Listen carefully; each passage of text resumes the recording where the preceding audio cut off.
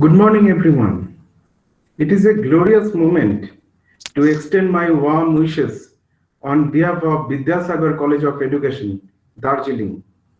I want to convey my heartfelt gratitude to Social Science and Management Welfare Association for organizing one-day international conference on emerging technologies and education.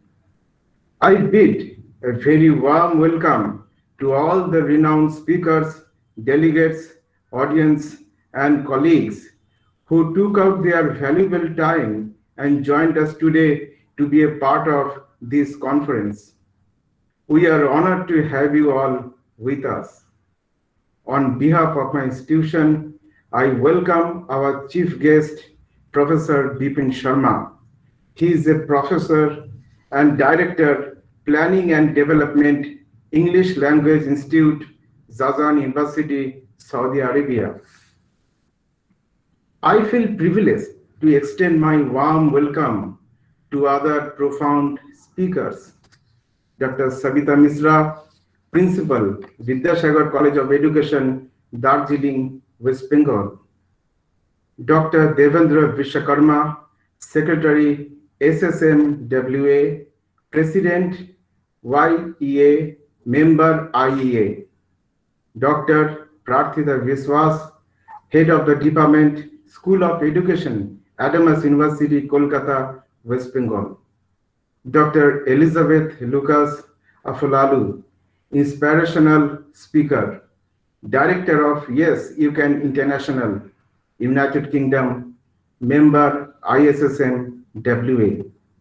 Dr. Mutmaina, Universitas Al Asyariya, Mandar, West Sulawesi, Indonesia, Member ISSM WA.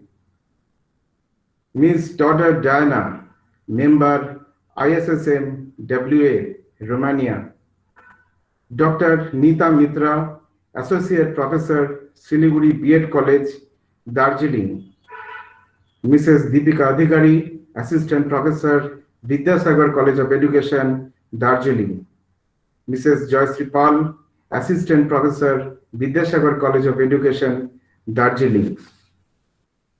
Technology can be defined as a collection of systems designed to perform some functions in order to facilitate the daily life of human beings. In recent years, these technologies have been given various names, such as information and communication technologies, technologies in education, digital technologies, emerging technologies. The relationship between humans and digital technologies has been documented extensively in the past decades, but has yet to be reviewed through the lens of the current global pandemic crisis. It may address some topics such as the specific digital technologies that have been used. Various forms of technologies have been used, ranging from computers to artificial intelligence. The specific effects of using these digital technologies on humans during the pandemic, etc. However, today's conference schedule will brush up on a spectrum of exciting and benefiting themes that discuss the aspects of emerging technologies and education. In addition to that, invited papers would enlighten all of us present here on the importance of emerging technologies in education. Without any further delay, I would request Dr. Savita Misra, respected principal, Vidyasagar College of Education, to say a few words. Thank you. Yeah, thank you, Sandeepan. Good morning, everyone. On the behalf of Social Science and Management Welfare Association and Vidyasagar College of Education, myself, Dr. Savita Mishra, welcome you all in this international conference on emerging technology and education. As you know that we all are facing very difficult situation now. So this is the right topic what we have selected for you all, that in this situation, how we go through the education, because you know that when everything is locked down since March 2020, we teachers have never allowed education to be locked down. And as you know that whatever situation we are facing, and education is a continuous process, and it will continue. And you know that when we shift from face to face education to the online education, we have shifted to the lots of technology, and we need the that inclusion of technology in our education. And we face so many difficulties to tackle this technology, and so that in the process of the education lots of technology emerges. So in today international conference, you know that lots of we have arranged lots of international speakers in this webinar. So on behalf of Vidyasagar College of Education, I welcome first of all chief guest Professor Bipin Sharma sir from Darjeeling University, and all distinguished speakers from different corners of the world, and my co-organizer, that is the Social Science and Management Welfare Association. So I have made one PPT for better understanding of the emerging technology in education. So I would like to share with you all that we will discuss a little bit on this emerging technology and education, that how this emerging technology help us in the continuous of education in our day-to-day life.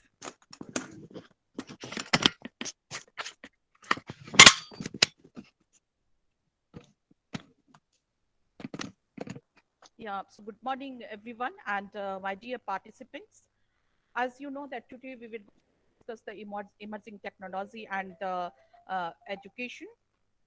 So, in this COVID period, when we shift from the face to face classroom to the online education, we also taken the lots of technology. And as you know, that our teachers were not trained that time, and our students are also not trained to for online education. But due to this technology, due to this innovative pedagogy, now we are fully confident that Hello. whatever we are, yes, Sound not clear, ma'am.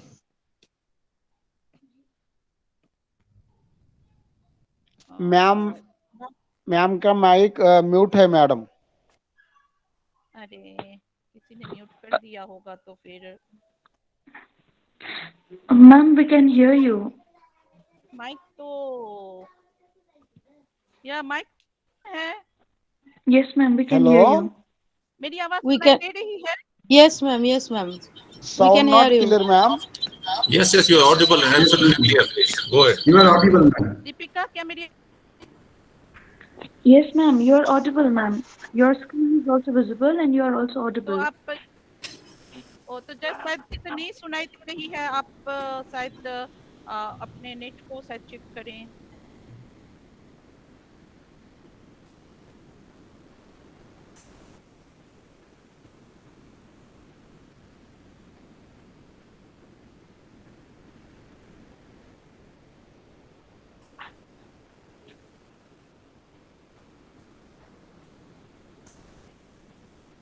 Now slide is visible. Yes, ma'am.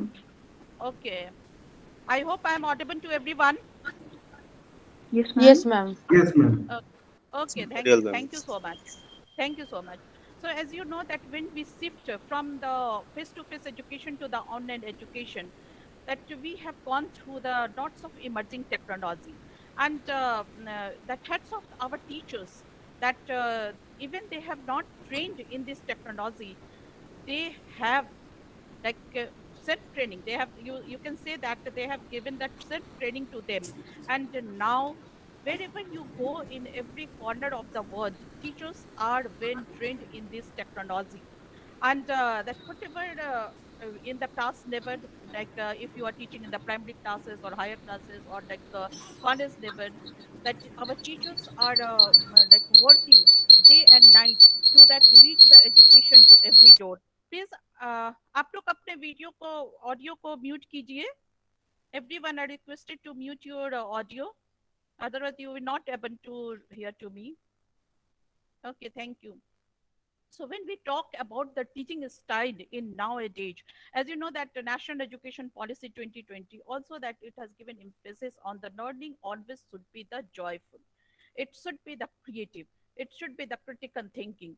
And learning should, our teacher should arrange learning situation in such a way so that students will take interest. Otherwise, in the online learning, if you will not motivate students, if you will not create interest among the students, the teaching learning process will be in vain. So it is necessary that when we use the emerging technology in education, we have to make our teaching learning process joyful, and it should be the innovative, because you know that when you apply the emerging technology in the education, that is very important that always as a teacher you apply the innovative teaching learning process. Because as you know that traditional, there are lots of traditional teaching methods and approaches are there, but when we apply the traditional teaching methods, the what you saw that retention power is retention percentage is very less. And as you have seen in this pyramid, that if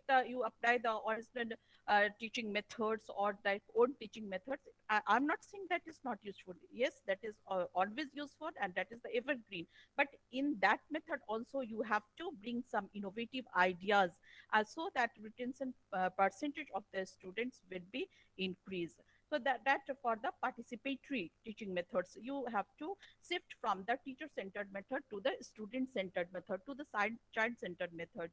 And as you know that UGC has also in few days ago, UGC has told that we have to, even the lockdown will open, even the situation will be normal, but we have to continue that 40% education through the online and the 60% of the offline.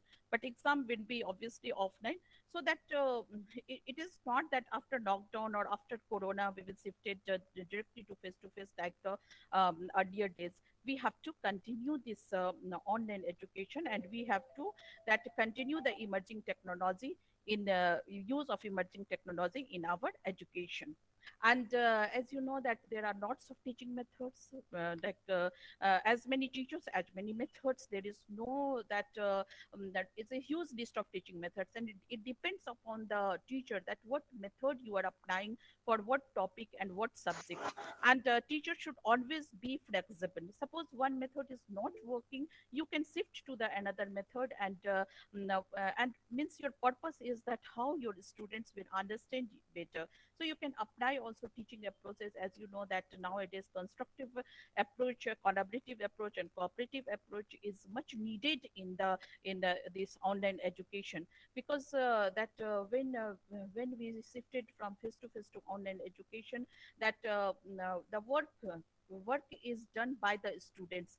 Teacher is only act as a facilitator. So if we apply this constructive approach and collaborative approach, then it is useful for the students. So when whatever methods and approaches you apply in the technology, with the use of technology, as a teacher we should always take care of the understanding of the students and level and capability of the students. Because you know that students group of any level is a heterogeneous group, and in that group you will find the intelligent students, slow learners. So you have to take care of the individual difference of the students. And it depends upon you. You can make a teacher centered approach a very effective approach through the emerging technology, through the like online methods, and even the lecture method. You can apply that it will be very effective with the use of the emerging technology. So it depends upon the individual teachers how you can make the teacher centered methods and effective teacher method for the students. And you can apply the child centered method. So it is always that advisable nowadays in the online teaching that we should apply child-centered approach in the online teaching. Because that then only we have to create interest among the students towards the teaching learning process, and we make our teaching learning process a joyful learning. And activity centered approach is also very effective for the teaching learning process nowadays. So even in online we can give some activity to the students, and they will do, because they are at home, they will access the internet, and they can do some activity, and through like a very simple project method, as you know, that problem solving method, heuristic method, private method, they can do at their home. As a teacher we have to guide them. So like when we shift this online learning, and when we apply the emerging technology in the education, that it is very important that we have to engage our students behavioral, emotional and cognitive. Because you know that when we apply technology in education, it is very difficult for the students also, and it is for teachers also, because sometimes technical glitches are there, sometimes students interest factor are there, sometimes they have emotionally disturbed. So before starting the teaching, we have to take care the behavioral aspect, emotional aspect and cognitive aspect of the students, whether they are taking interest in the teaching or not. Then only we have to start our teaching learning process. And when we talk about the innovative pedagogy, that in this corona period, in this online teaching learning process, we have shifted to two types of teaching learning process, that is the synchronous and the asynchronous.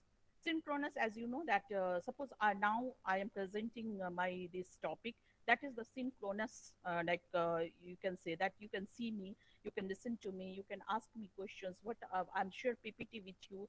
And asynchronous, that is as you see that YouTube video, or like so many websites are there where the teaching learning materials are already that already posted, and anytime you can access that website, and you can access the materials, learning materials. So as you know, that is same here, synchronous teaching. And through synchronous teaching, that you can teach the students through video conferencing, teleconferencing, live chatting, live streaming, and that is very useful for the students. Even the asynchronous teaching is also very useful for the students, because you have a video, you have posted the videos or the lectures, and notes are also there, and students can access whenever they need on their own pace of the learning. And when we talk about the emerging technology in nowadays, then you know that our teachers are also nowadays expert in these emerging technology, and these they are also able to do the Google Classroom are there, Google Form. Go through Google Form, you can make the question answer, multiple choice question, short type, long type, and you can assess the assessment of the students. WhatsApp are there, YouTube, email, and the live videos are also there. Then you know that there are so many platforms are there where what we can use as a technology in the field of education, like for the question answer method, or for like making the question, Kahoot is there, that quizzes are there, Educa Play is there, Task Marker is there. So it depends on you that what is feasible for you, and what is convenient for you to use for the students, so you can use it anytime. Mind map tools are there, then learning management systems are there, Nearpod is there. There are so many, you can see that Mentimeter is there. This is also very useful for the online education, and it is very easy to use. If you are started to use these technology, these websites as a teaching learning process, then you find that it is very easy for the teachers and the students. So you can post your audios, videos, lectures here, and whenever it is needed for the students, you can like teach the students. So government has also, as you know, that doing the lots of activities in this emerging technology, and government has also taken the lots of initiatives to that students will get the education, and the education will not hamper due to this corona period or due to this lockdown. So like 10 ICT initiatives taken by the government, that is very useful, and it is started by the NCRT, NCT, MHRD, that swim, as you know, and all have given their website. These websites link are there anytime. Any student can access this website, and they can get the like study materials, lectures, and these websites are made by government, very user friendly, and that is all free of cost, from class 1 to the higher education, research activities for PhD students, for scholars, for schools, for graduate students, for postgraduate students, for professional courses, everything, every learning material you find in these websites. So these are, as you know, that very familiar for everyone nowadays.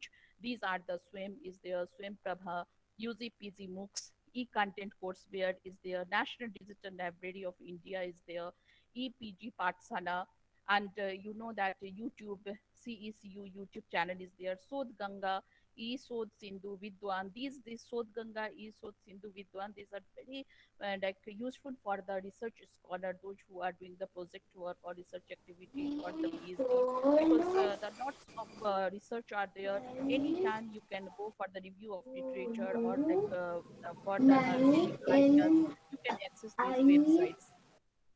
So as you know that government has also that given any initiatives, lots of initiatives, and these emerging approaches also for the online teaching, that is the Sagun online junction, and the national repository of open educational resources are there, Diksha is there, e-Pathsana is there, virtual labs are there.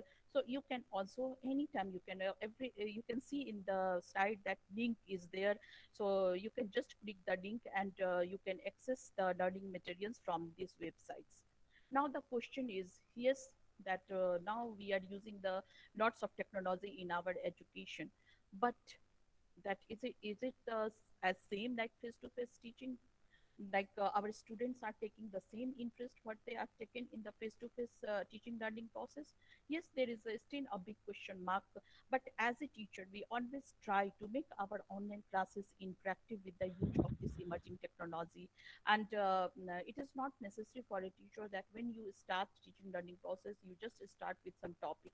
Sometimes it is very necessary before starting the teaching learning process, you have to motivate your students, and like through some storytelling method, sometimes you ask their personal questions, sometimes you like if they are not emotionally disturbed, so sometimes you talk to them, because before starting teaching learning process during online, you have to make your students ready, because if they were not ready to take your teaching process, teaching learning, then it is just useless like spending 1 hour in the online teaching.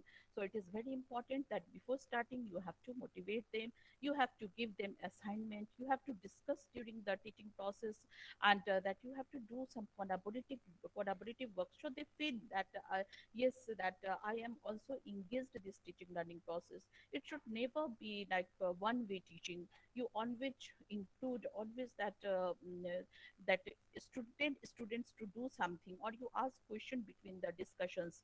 And when you give the online lecture, like you know there are so many platforms are there, Google Meet are there, Zoom, YouTube is there. So that you make the diary of your teaching process. And even when evaluation process, then you know that Kahoot is there, Google Form is there. That should be interesting, like evaluation process should be interesting, so the students will take by taking interest in the evaluation process, and something will come out that not, it is very important that what as a teacher you are teaching, learning outcomes should be good. So that we have to take care in this following things. And as you know that this emerging technology in education is very helpful, because due to this corona we know that what is the importance of technology in our life, and what is the importance of technology in our education system. And that's why we that work on it, and during the process we that know that what is our lacuna in the education system. And you know that NEP has also given emphasis on the technology education, and that's why lots of technology has come in the education system. So it is very important that we should make these technology for affordable for everyone in the every corner of the world. And for this, as you know that internet connectivity is very much required, and every stakeholders, whether the parents are there, teachers are there, students are there, they should know about the latest technology. And we have that is very important that we teachers and we learners should the positive attitudes towards the technology for the instruction process, then only we can benefit it from this emerging technology in education. So I hope that today webinar will be very useful for all participants. And as you know that many renowned speakers from different parts of the world has come to this platform, and they will share their ideas, their views to you all. And I'm sure you will be benefited from their views and ideas. So thank you so much. Yes, over to Deepika. Thank you so much, ma'am, for your valuable speech. You're absolutely correct. Our online education has opened avenues to access to various technologies and has made teaching learning more joyful. Yes, next, I want to invite Dr. Deepan Sharma sir to share your views on the current topic, emerging technologies in education. Over to you, sir. Thank you very much, Deepika, for the wonderful introduction. Am I audible to you? Yes, sir. Am I audible? Yes, you're audible. Am I audible to Yes, you? sir. Yes, sir. Okay. Okay. Thank you very much. Okay. First of all, let me thank Dr. Savita ma'am for hosting the wonderful webinar, for inviting me on this wonderful platform. And Some sound is coming, sir. okay, let me see. Now also coming? Yes, sir. Your voice is echoing. Okay. Still you get the same sound? No, sir. No, it's Fine, okay no? now. Now it's Okay, fine. Okay. Now it's a great platform given to me, and it's always great to hear Professor Savita Mishra's thoughts on the various aspects of integration of technology and education, as well as the wonderful tips she gave for all of us as teachers. And on this note, I would definitely start my presentation with where she concluded. And before I start, I must thank all the participants, because without them, we are nothing. And their participation is a vital tool for all of us. It is a source of encouragement. And what I say, and it's always, good to see nowadays everybody together on the same platform. And we see the multiple technologies, coming up during this pandemic era, right from augmented reality. When we talk of AR and simulations, people have gone for adaptive learning. We have, the use of education technology based on artificial intelligences. And nowadays, the new era is ushering in, that is uses of 5G technology in education. And many of us, we use competency-based education, learning analytics, and what we use is a learning management systems. So there are a number of, the tools and platforms that we use to make sure that our students, they continue to learn as it is. Like previously we had, face-to-face interaction. All of a sudden, we had to move to online. So these are the few, technologies and platforms, tools that we had used. There are multiple. These are the, the few examples what I've given you. Even nowadays, we have gone for digital textbooks also, and changing nature of faculty. See, earlier we had a traditional, today we have an open curriculum. We have, the innovative, you can say the means of communication. So all of they unite together to make our life as teachers and the students a very pleasant one. Because ultimately, Professor Savita Mishra also talked about the how to make the teaching learning process enjoyable. And we all know about the technology integration, that is the use of technology and the other resources, whether it's mobile phones in our hands today, whether we have computers, we have laptops, few students, they have tablets, or we can say now social media platforms, software applications, the use of internet, and many more in our daily classroom practice, that is online, and in the management of our academic administration. So how can we make the use of this technology integration in our academia in more, the transparent way, and which is accessible and readily available for task at hand, and how we can achieve our goals. So these are the few, points which we are going to discuss in today's, and how to incorporate this effectively in our academia. Now I'm sharing my screen. I hope if it is shared, just let me know, please.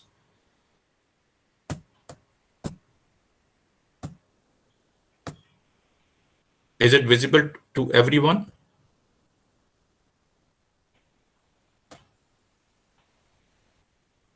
Yes, it is visible. Yes. Okay, thank you, thank you. Okay, I'll start with the, where Professor Savita, she left the integrating technology and education. Now I've just added meeting the needs of 21st century India. In context to our own country, I just mentioned, I'll try to take you from this to the lesson plan, from where we would start and we would land up. So this is where the esteemed speaker, Professor Savita Mishra, she left us. That is why we need innovative methods, the learning pyramid.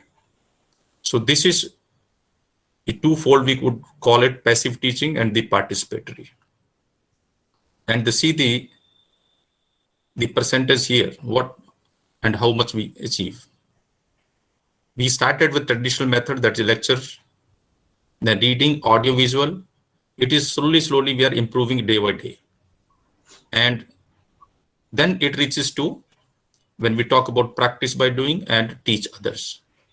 It means the whole process, if we want to contribute much more and receptive by the students in a good way, so we need to have a participatory teaching method. So the next way, why do we need the integration? Now we talk about integration. We have started with, we adopted, and we have processed, and today we are with the results also, outcomes also. So there are some points that I would like to underscore here. The first is the significant changes in society economy across the world. Now, I have participant, most of the teachers from academia or some professional people or some parents, and probably the budding teachers also who are going to become teachers tomorrow. So if you see the changes, it's not only due to pandemic. There are the changes, are before pandemic also. Because changes always remain constant, that you have to bear this thing in mind. Pandemic may get over maybe after a few months, maybe next year, but the changes would remain constant. So we have to adapt and be resilient to those changes. The second is education sector needs to cater demands of 21st century. The time has gone when you had degrees and you used to get job. Now it is an era of competition, cutthroat competition. You will have, maybe hundreds, maybe thousands, the participants for one job or couple of jobs, and you need to compete, and you have to stand unique or outstanding in the entire lot. Then only you will get selection. Then needs of the people and the country. So this also you have to bear in your mind. What are the requirements of the people? As teachers, you need to see the needs of the students. Then this applicables to all professional institutions, whether it's a business or academia or some medical institutions or industries, to enhance in quality, innovation, and research, the pillars on which India will become a knowledge superpower. So we are talking about Indian context. Let's be ourselves become superpower first, knowledge superpower, then only we can move a step ahead for countries becoming knowledge superpower. So these, of course, these shuffles, these century skills, these shuffles, maybe this decade, this is there. In the next decade, maybe communication and collaboration may, take over. So likewise, so these life and career skills, information, media, and technology skills, these are most important now. These are the key aspects we need to take care of. Learning and innovation skills. Now, when we talk about learning, some of us must be thinking that we are teachers, we need not learn. So we should not forget that learning is from womb to tomb. Right, the child in her mother's lap, so in the womb, it starts learning, and we learn till the last breath. Then communication and collaboration. Now here, you cannot work in isolation. So you need to collaborate with your friends, with the organizations, or with the other institutions. And you need to communicate smoothly, without any interruption, without any misinterpretation, without any distortion of information. Now, when we know about we need to be innovative, we need to be creative, we need to be collaborative, then how to achieve it? Because it's very easy to say than done. Formulation process, that is through the consultation process for an inclusive, participatory, and holistic approach. So remember, when you talk about need of the hour, so you may be aware of or maybe familiarized with the one aspect of the problem. So if you discuss on particular platform, on the forum, so it's very easy for you to formulate a plan for your learning objectives. Taking into consideration expert opinions, field experiences, empirical research, stakeholder feedback. I'm just taking you in the last century, what we used to do. The experts used to prepare the curriculum for us. They were totally theoretical. They were not pragmatic in approach. They used to formulate the curriculum, and they used to give it to us, syllabus. And we used to teach them. So there was a huge gap. Slowly, the research involved the practicing teachers also. They started analyzing their needs, and they started incorporating in their curriculum. So how it started with, now you are given more prominence than the theoretical aspects. Field experience, because you are practicing teachers, you know the students' problem, you know the students' requirements, and especially in this pandemic, you have seen the students were anxious, frustrated, they have different opinions. They had already negative attitude, and slowly you have overcome, you have made them involved in the process with your collaborative approach. You created those situations where they were at par with you, as good as face-to-face classroom practices. The lessons learned from the best practices. This also an experienced teacher. You have senior people with you. When you work in an organization, you have experienced people. You can have the informal or formal interaction on certain problems. So they are always there to guide you, to help you. And eliciting views, suggestions, comments, stakeholders, including public. So there we talk about the suggestion part. They won't come to you. So you need to extract those points. How you're going to extract those points? Through collaborative cooperative approach. So you need to interact with those people. So it means you need time. You need efforts, you need some resources beyond your time schedule. You have a time taxing and trying, times. You have the very busy or packed schedule of your timetable, but you need to think beyond the box. You need to leave your comfort zone before seeking suggestions or comments from the various stakeholders. Now, going at par with the government initiatives, these are the pillars: access, affordability, equity, quality, and accountability.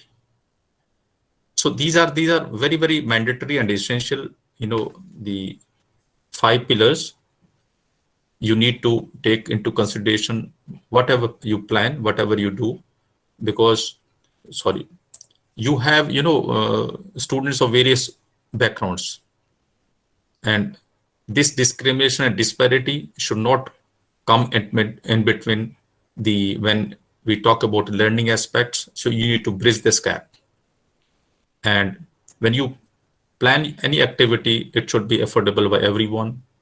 Give equal opportunity to each one of your students. Let it be FDP, Faculty Development Program, or let it be the students, anyone. So we need to be innovative, creative, and put up a good show. And we have to set responsibility and accountability also. Okay, this is the most prominent part where we all lack. We try to do everything, but if something goes on, we do not want to get accountable. So this aspect you have to take care of. Now, what is today, yesterday, and tomorrow? We need to think of that. Then only you can visualize or compare. So why I have taken this pick? These are the CEOs who have, these are the business leaders who are somewhere in the beginning or in the mid, or maybe in academics, maybe by birth, they are attached to our soil, Indian soil. So India is a global leader in ICT. You see the Microsoft, you see the Google. So you see, you can see the Satya Nadella and Sundar Pichai. So they are the top. They have everything in their fold. So they can give everything if we want. The cutting edge other domains, that is space, missile, tech. So if you talk about space, we have ISRO, DRDO also, and we are good at missile technology also. So our missile technology is one of the, the supreme in the world. You will have Digital India campaign that it transform into digitally empowered society and knowledge economy. So what we are doing today, now I am, you can say, thousand kilometers away from you, and still we are connected. Why? Because we are digitally empowered, and slowly it will reach to the masses. Then when we talk about all these points, how do we cater to? These are all catered to, supported by the sound education system. And it will play a critical role in transformation, plus technology itself play an important role in improvement of educational processes and outcomes. See, if we talk about, researchers, earlier we used to read books.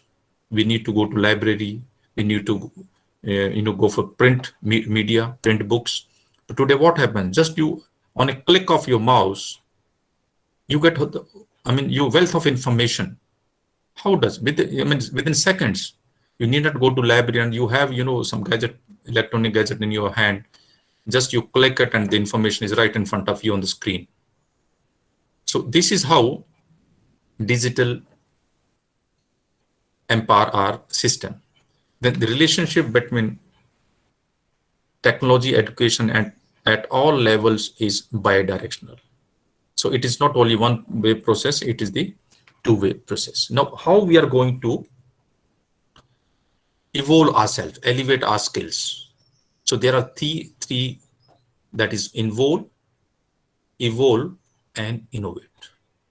So I don't think there is any need to explain this. Until you involve yourself, nothing is possible.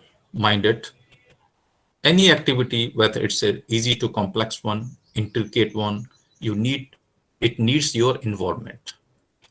If you involve, definitely you're going to learn, you're going to gain something. And mind it, when you do something, there are two consequences in this, either positive or negative. Positivity is your achievement, and unfortunately, if you fail, you are not going to lose anything. what you gain is your experience. So why we talk to go to experts? In the previous slides, I talked to interact with the experts. Why do I say like this?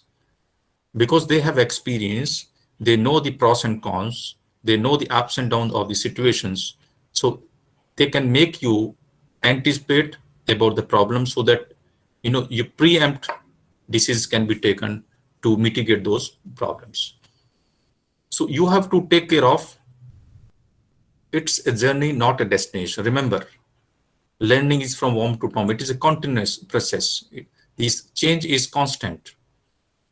Capacity building will be created in the ministry to build digital infrastructure, digital content, look after the e-education needs of the school and higher education. Now, when we talk about this, yes, of course, we need resources, we need equipments, we need gadgets. But do you think that these availability of these resources merely will serve the purpose? This you have to take everything in your mind. Absolutely no, because you need to operate also. It means you need digital literacy also. You need computer skills also. Then only you can have. Now, technology is rapidly evolving. It needs specialists to deliver high quality e-learning. Remember, it does not mean when we say specialist, it does not mean that every school should have specialist. Maybe in centralized in the district level, you can have, or university level, you can have one expert specialist. He or she can render her or his services to the best possible way. An ecosystem to create solutions that not only solve countries' challenges of scale, diversity, equity, but also evolve in keeping with the rapid change in technology, whose half-time reduces with each passing year. Now see, earlier we used to use letters to communicate. Today you have a mobile phone. So any development occurs or takes place any corner of the world or any nook or cranny of the world, what happens? Immediately within seconds it comes to you. This is the wonder created by the technology. Now, when we talk about integration, the first thing comes to our mind that how could we do it? Because we do not know anything what will happen. So we need to introspect and see our strengths. So we know that we have an incredible talent and immense potential in our students. I'm talking about students now, teachers now. So there is no dearth of talent in India, because I have just shown you the top 10 CEOs, multinational company CEOs in the world. They're all headed by Indian-born citizens. So explosive pace of technological development. So that's what I say, changes are constant. They will keep on occurring and occurring. So until we upgrade ourselves, we evolve and elevate our skills. So we will tomorrow, if we are upgraded ourselves, tomorrow we may get obsolete if we do not evolve ourselves. Then sheer creativity of tech-savvy teachers. So this is very much required for all those students, those who are just about to pass out or will be passed out maybe next year and become teachers. For you, you need to become tech-savvy. This is most important for you. So after this webinar, keep this point in mind that you need to become tech savvy. Then entrepreneurs, budding entrepreneurs, I'm talking about students. It's not the only teaching. You can open your coaching center, you can open your schools, you can open your institutes. You can create various learning platforms. You can see now YouTube, many students, they have created their own channels. So this is all the examples of entrepreneurship. Then surely technology will impact education manifold. Nothing to say because everybody has observed this. Then this is the new term, of course, artificial intelligence. Whatever we do, it is always monitored by artificial intelligence. You must have seen, you search in Google You type in various things will come out. It is what all because of artificial intelligence. And after searching, you will find next time the similar items are coming on the screen. It is all because of, it is reading your mentality, reading your attitude. Then the examples of artificial intelligence are machine learning, blockchains. Many schools, they use smart boards, handheld computing devices that you are doing it, adaptive computer testing for development, that is in learning management system. When you use Canvas, when you use Blackboard or other apps, or you can say Google Forms. So there you can prepare quizzes, you can administer online. Educational software and hardware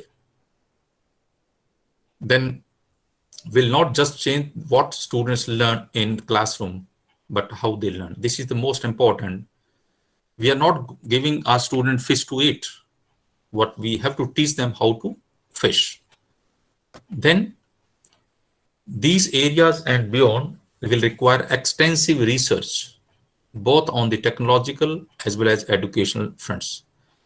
See, this point is very important for you. So you need to have balance, equal balance between technological aspects and educational fronts. Either of one lack in any way will jeopardize your objectives, mission. Now, these are some of the key initiatives before and during COVID, and probably would be taken care of in the future also. There had been many pilot studies on online education and many more now during pandemic. We have some schools, they did not have the digital infrastructure. Now they do have, because probably in the coming session that will be face-to-face with the infrastructure that we would talk about. I mean, maybe Professor Savita, she touched that point, hybrid learning. That is a mix of both online and offline. Then these are the tools that our ministry used, SWAM and Diksha. And I think all the points have been discussed by Professor Savita in her presentation at large. Online assessment and examinations, they proposed. These are Parak school boards, that educational boards, they are all conducting, and the blended learning also.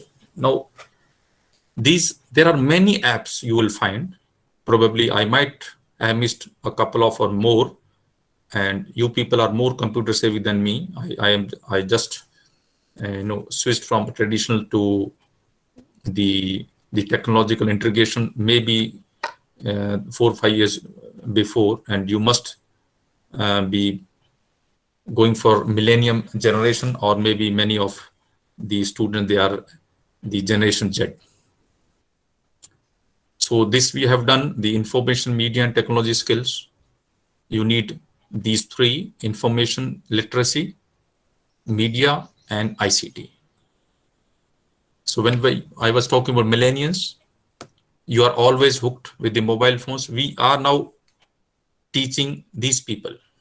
We are, you can say, teachers, and the students, they are millennials, concerned with satisfaction in the workplace, then monetary satisfaction. So they are worried about the outcomes now. Use social networks to broadcast their concerns. Now, say you have seen the Twitters, Facebook, everything. The moment you have problem, immediately you post it and you get the answers from various agencies. Accustomed to in the internet with graphical interface and launching of new programs. And then on the internet, suppose if you have any problem, you can immediately search on the Google and you find the solution. So here, multiple use of technology integration. So you do it, and the Hense is given the definition of technology integration in this way: class atmosphere becomes pleasant. I think this Professor Savita has explained all the points in detail in her presentation. Students become motivated, and teachers and students can perform different activities. Now here, I would add one more point. The onus is not only on the teacher. When I teach my students, I make my students autonomous, equally responsible. So they plan and they prepare their activities. They suggest me. I just go through those activities. If I feel, yes, they serve the purpose, I implement it. So in this, what happens, the students also, they get motivated automatically. They also get encouraged. They get acknowledgement, appreciation for their hard work. So it automatically raise other students' interest and understanding. And they will have they will replace rote with the memory skills. Now this is the I belong to this system. Slowly, I dwell to this system. From the teacher-centered approach to the student-centered approach that you are all aware of. Now, these are some of the tools I have collected for, I know that everybody is aware of this, but Google Classroom, you can have multiple. Now, all of you have Google Mail. Right-hand side, just you see in the Google, you will find different options. So any of the options you can use as per your convenience, as per your requirement. Google Forms that most of the researchers they use, or some of the teachers they use for quiz. Then WhatsApp, whatever information you want to convey, maybe instantly it reaches to the students in group. YouTube, if you have some USP, unique activity, you can prepare, you can take video and you can upload on YouTube. Then email also, that we use both at the teacher level, and nowadays with the learning management system we have email also. Then live video, now we are doing it. Same, these are the apps for you. I think everybody is aware of. Now learning management system, most of the good schools, they have adopted this technique. It's of course costly, but it's a very much beneficial for the students. It is to create and deliver content. Basically, whatever you do in the classroom, this teach the students, if they are absent, they can download. It is recorded, and it monitors continuous progress, evaluation part also. And you can create, you can discuss anything you can do. It basically it's a web-based technology.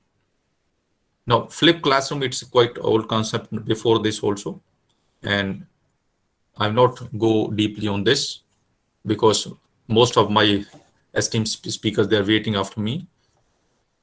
So now what is the critical aspect of this? Now, technology integration is a system. Now here we have administrative and here vision, skills, time, and access. Now, when I talk about technical support, now I am connected with you. Suppose all of a sudden the technical glitches come over to me. So what happens? I need to go for technical support. Here skills of technical skills will work out, but some and time also. If you don't exercise activity and time, so the results would vary. Now, what do the teachers need in order to integrate technology effectively? Now you have to make plan on this also, because time management is the most important factor, and you have to create those situations where you can have this. See here, the range of use. You start from here. It is a drill and practice. Didactic, here instructional approach. Here you have the complexity of learning. Then from here you move to integrated learning systems. Then from again here you move to the problem solving with the real data. Then here e-communication, that is we call online now.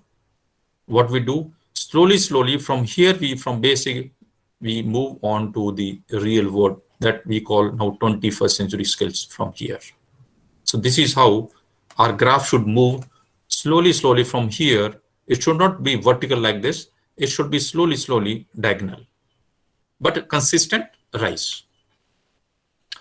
Now, one definition I was reading through Larry Cuban, then he stated this: technology will not have a significant impact on student learning until, I thought it is imperative to mention here, until teachers change the way they teach. And I'm the example right in front of you. Professor Savita is an example in front of you. Many of our eminent speakers, they will agree with me that we had to change, we had to evolve and elevate our skills if we want to be in the academia. Focus area, there are 4. If you miss one, you are gone. All are very important, very, very important. That is resources, teacher, instruction, and students. And from here, we started here with the bit traditional approach and we landed up. Now we have variety of media as resources. The teachers also evolved themselves. They also, equipped with many innovative ideas in the form of problem solved with the students, means they have a cooperative and collaborative approach. Then instruction started with the learning goals. What are your learning objectives? Then learning outcomes. Then students started with rote recall, but now the higher level processing, critical thinking, creativity. See here, the same I have put it in this way. The students start, or the teacher starts from here, then it slowly adapting, then approbation, and it reaches to the maximum. This is how one refines and expand his skills. Again, the same. Basically, it reaches from 0 to the 6th level. Then here, the learner or the teacher, they have no interest. So what you need to orient, you need to prepare, and you need to mechanically make changes to better organize. And when you organize something and you start practicing, it becomes your routine. Okay? Here in the routine, either you can make some amendments, some changing, some modifications, or you can start with this. But when you realize that the existing practices won't work, then you go for refinement. Then after refinement, again, you deliberate, you make a forum, you make a discussion forum. Then you come with the creative ideas, and when you feel, you renew your existing practices. Now this is a framework, and I have got only, give me just 5 minutes, I'll just finish it off. Now what I intend to, after this webinar, since we got a good platform and most of genius people are with me, try to have a forum, any type of association, you name anything, okay? So what it does is, it will provide a platform for free exchange of ideas, like-minded people. Now you have a social platform. Today I got same message from 3 groups, same message, joining a link about the conference, about the webinar, about the publication. I think Professor Savita, she's leading the show, leading the platform very well. And every day I get some new idea and I get attached to this. To enhance learning, assessment, planning, and administration. To facilitate decision-making on the induction, deployment, and use of technology. To provide the leadership of education institutions, state and central governments, and other stakeholders. The latest knowledge and research, as well as the opportunity to consult and share best practices. Now, how do you know about this webinar? Let's start from this scratch onwards. You got this information when you joined some particular group, or you have a connection with one or an individual. From there, now you are connected with maybe more than 200 or 300, 400 people, not only in your vicinity, around your area, but globally. See the list of speakers. They are from different parts of the world, different corners. So this is the strength of digital empowerment. Now, what is for teachers and education? First, it maintains regular flow, and it connects a different diverse set of researchers. Why? So that they can share their information on any specific topic that is needed by all of us. Maybe in the form of conference, maybe like today we are conducting maybe workshop, maybe webinar, okay, maybe on different topics. Topic can be on teaching and learning, that can be on entrepreneurship, that can be on startup, that can be on professional development, anything. So it will also lead to enhancing your educational access and streamlining educational planning. So it all requires the integration of your technology. Now I landed up. So what about our lesson plan now? Because ultimately our aim is to get some good information or updated or latest information and incorporate into our daily practices in the form of activities or some other practices, or maybe in teaching approach or maybe learning approach. Where does it fall on the standards and learning objectives? When you prepare for the class, any topic for the class, you always think, where does it fall on the standards and learning objectives? Because when you go to class, you have set your learning objectives, and when you finish, how far you could succeed in gaining or accomplishing those learning objectives in the form of that we call learning outcomes. What elements of the 21st century skills does it include? Because ultimately your student has to get, she or he is seeking for a job. They are aspiring to become something. So they need to inculcate these skills also. If it's technology lesson, does it include relevant core content? So now I'm talking about technology. You can talk about your topic. So when we prepare it, we are deviating our topic. We are losing our focus. Even in the interaction and talks also, sometimes we deviate, sometimes we lose. So we mismanage the time. Now with this, I have just concluded.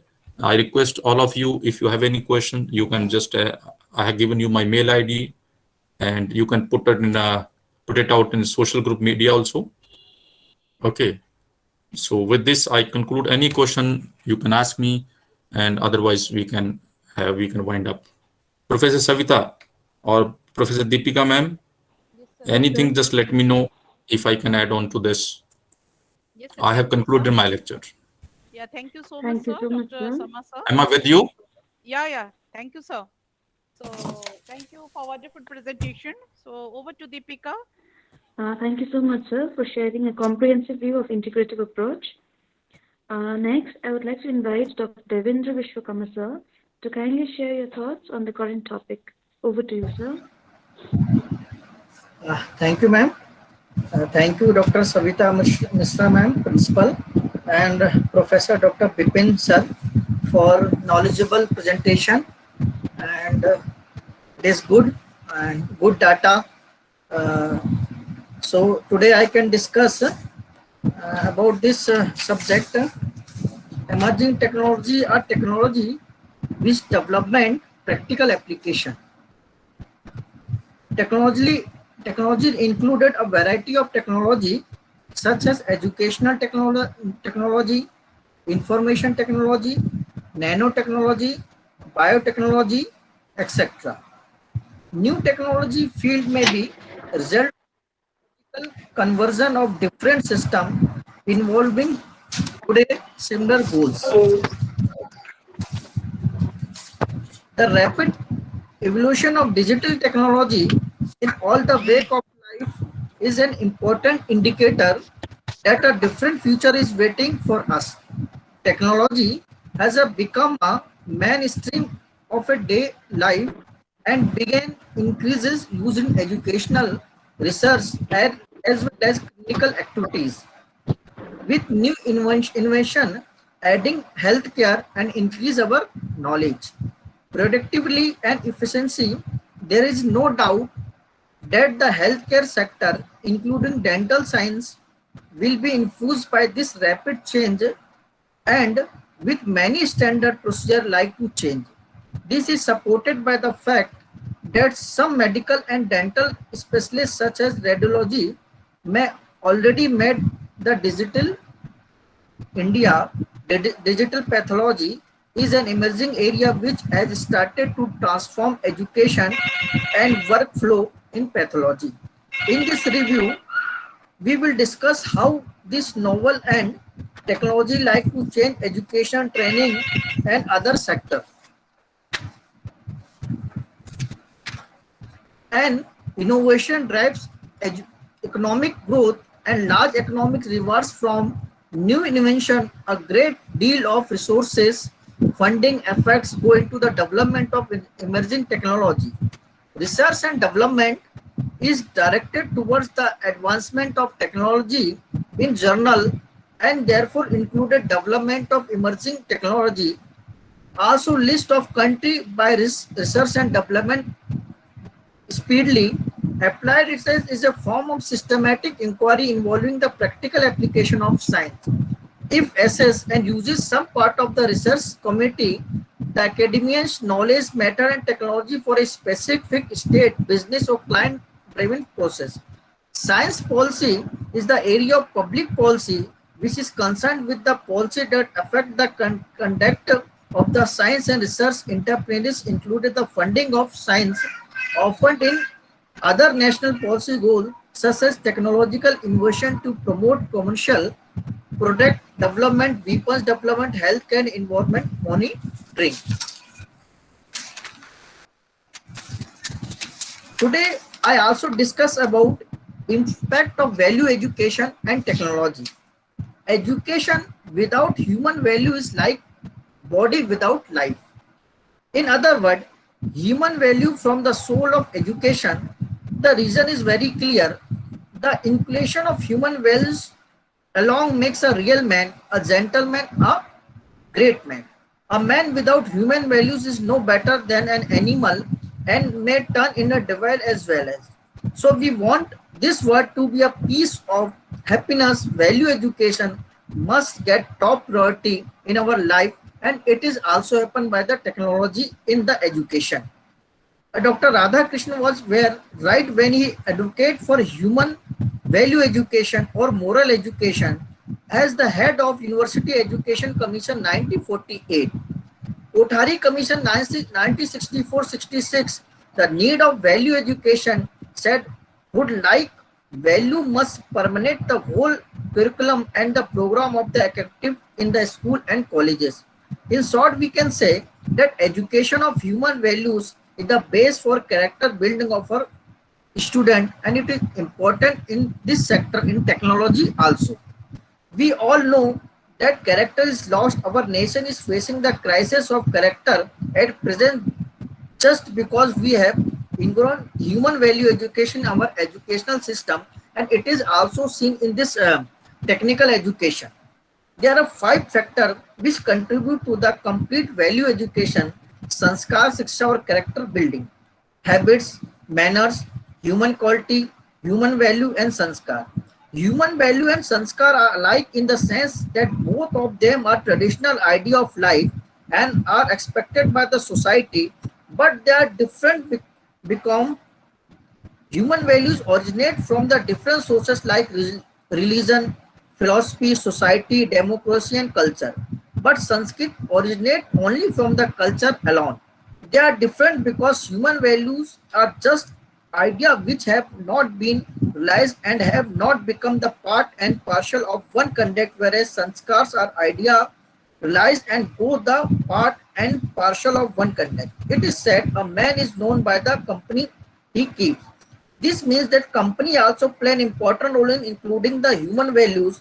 Hence, students should be encouraged to keep the company of good personal, ideal teacher, great writers and nice parents, whereas they should be discouraged to join the company of bad person, unsocial element and crime. तो मुझे लगता है हम जिस technology की बात education में करते हैं, हमको इस ओर भी ध्यान देना होगा कि ये टेक्नोलॉजी कहीं डेवलप कंट्री के लिए ही तो बेनिफिट के लिए नहीं है। जिस तेजी से टेक्नोलॉजी बढ़ रही है एजुकेशन के साथ सभी सेक्टर में, क्या उसका लाभ एक पिछड़ा जो हम कह सकते हैं कि डेवलप कंट्रीज हैं जो प्रोसेस में है डेवलपमेंट के, अभी वो टेक्नोलॉजी के पास नहीं आ पाए। हमने देखा at the time of Covid कि क्या स्थिति हुई। वो बच्चे तो ठीक है जिनके पास उस टेक्नोलॉजी के लिए ऑनलाइन एजुकेशन के लैपटॉप था, मोबाइल फोन्स थे, लेकिन क्या उन बच्चों के लिए भी ठीक था जिनके पास लैपटॉप और मोबाइल फोन नहीं थे? तो मुझे लगता है जिस तेजी से एजुकेशनल सेक्टर से लेके अन्य सेक्टर में टेक्नोलॉजी आगे बढ़ रही है, क्या उस तेजी से स्टूडेंट्स या अदर उसको अडॉप्ट कर पा रहे हैं क्या? अगर हम बात करते हैं अमेरिका जैसे देशों की, तो ठीक है, they are develop, they have proper knowledge, they have proper funding, they have proper sector, उनके पास सब कुछ है। लेकिन when we talk about country like India, अभी भी हम देखते हैं कि हमारे 50 to 60% बैकवर्ड रीजन में है, दे कैन नॉट हैव इलेक्ट्रिसिटी, उनके पास बिजली ही नहीं है। तो ऐसे समय में आज भी हम देखते हैं कि रूरल एरिया के जो बच्चे हैं, जो बच्चे और बाद में कॉलेज भी नहीं जा पा रहे स्कूल के बाद, after 12 they can not go to college. तो ऐसी स्थिति में जिस तेजी से टेक्नोलॉजी आ रही है और उसका फायदा केवल एक ही सेक्टर के विद्यार्थी उठा पा रहे हैं, ये मुझे लगता है कहीं एक क्वेश्चन है। लेकिन फिर भी जैसे हमारे पूर्व वक्ताओं ने बहुत ही अच्छा लेक्चर इस विषय में दिया है कि किस तरह हम टेक्नोलॉजी का उपयोग करके आगे बढ़ सकते हैं, but there is one question कि जो लोग इस टेक्नोलॉजी को अडॉप्ट नहीं कर पा रहे हैं, जिनके पास कुछ प्रॉब्लम्स हैं, उनके लिए क्या सॉल्यूशन होगा। अगर वो इस चीज का फायदा नहीं उठा पाएंगे तो मुझे लगता है वो और पीछे हो जाएंगे, वो और बैक हो जाएंगे। इसलिए इस टेक्नोलॉजी और एजुकेशन को जोड़ती हुई सबके लिए कैसे हो पाए, it is very important. This technology help as well as poor student also, as well as backward area also।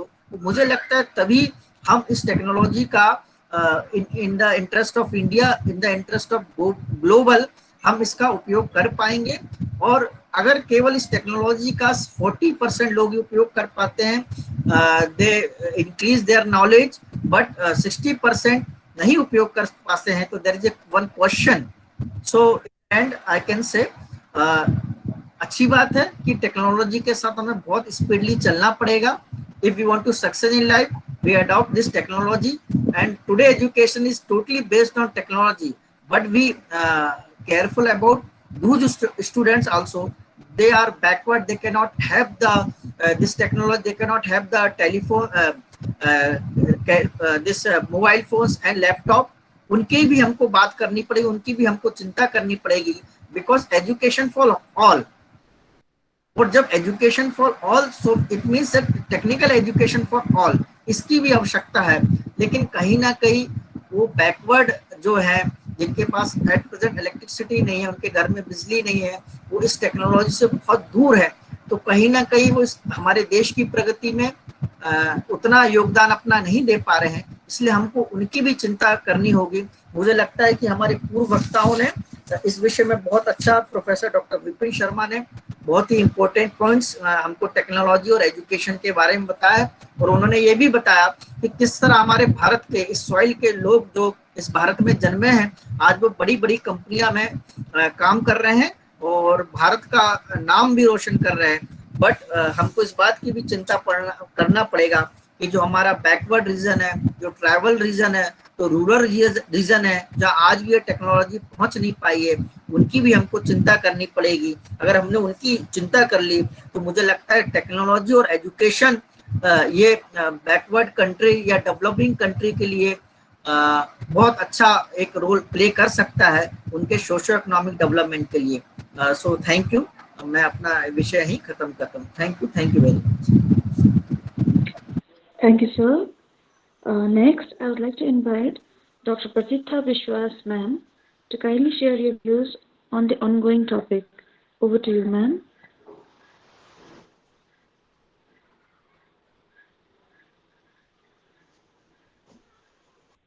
Prathita, unmute yourself. Yes. Prathita. So, good afternoon, one and all. I hope I am audible. This is Dr. Prathita Viswas, Associate Professor and Head of the Department, School of Education, Adamas University. I will be sharing my views on the emerging technologies in education, of course. And for Mishra ma'am, and because of her and Dr. Neeta Mitra Chandra, I am present.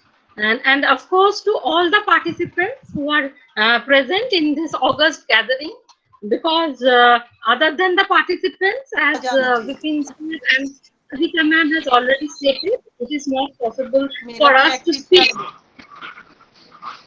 So, in this share my views on the, and with this I request all the presenters to allow me and I would also request the audience to keep all of you in mute. We will be able to give this presentation. Everyone are requested to mute your audio. Nusrat Parveen, please Excuse me. अपना audio mute कीजिए. Excuse me, Nusrat, please Nusrat mute Parveen. yourself. Nusrat, please mute yourself.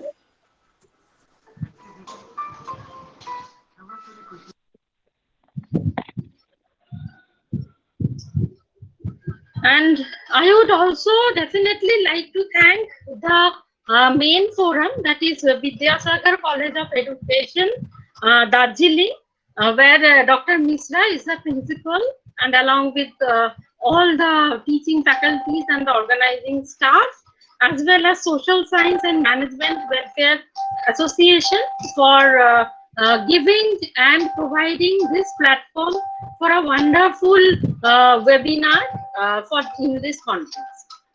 So I hope that I am visible. Yes, ma'am, you are audible, you are visible. Okay. So I am sharing the screen.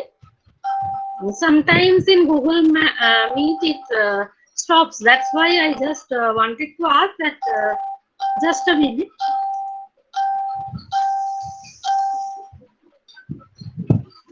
Is the screen share visible, ma'am?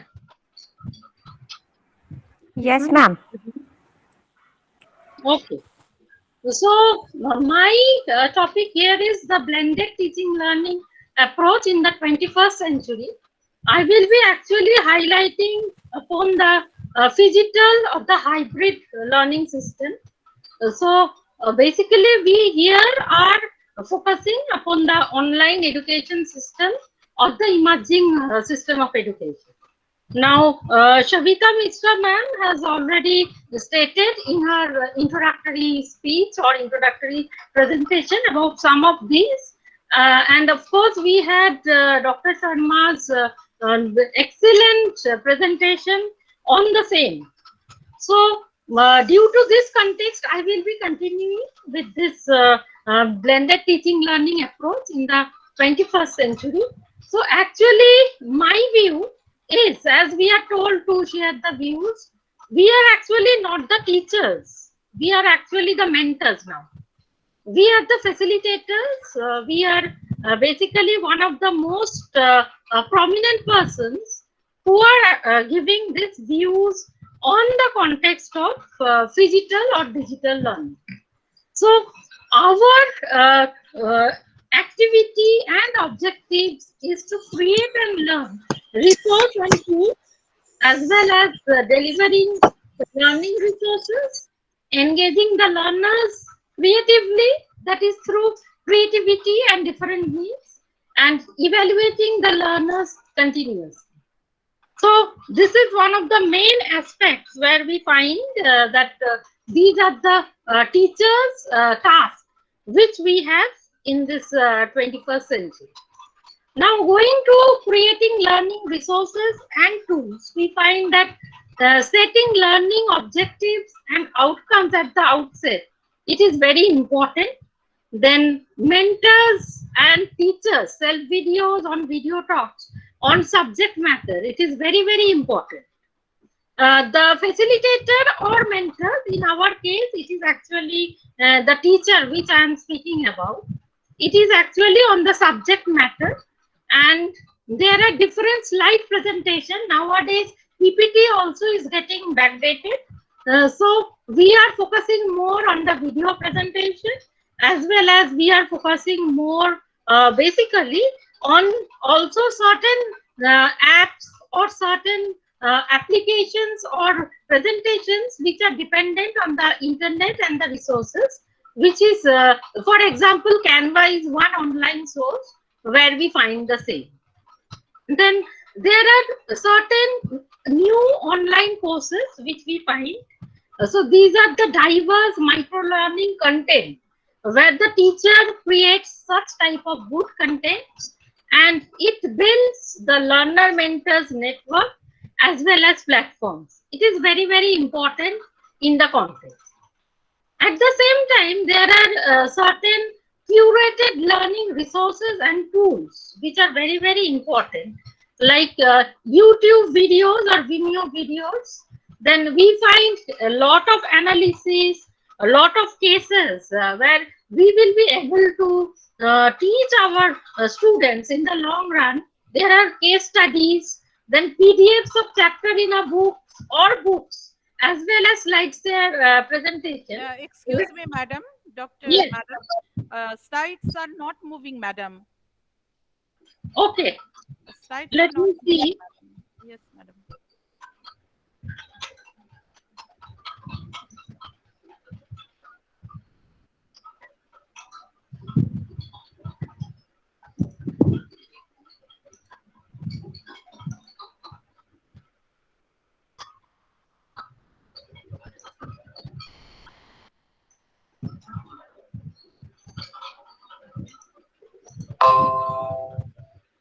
So is it visible now?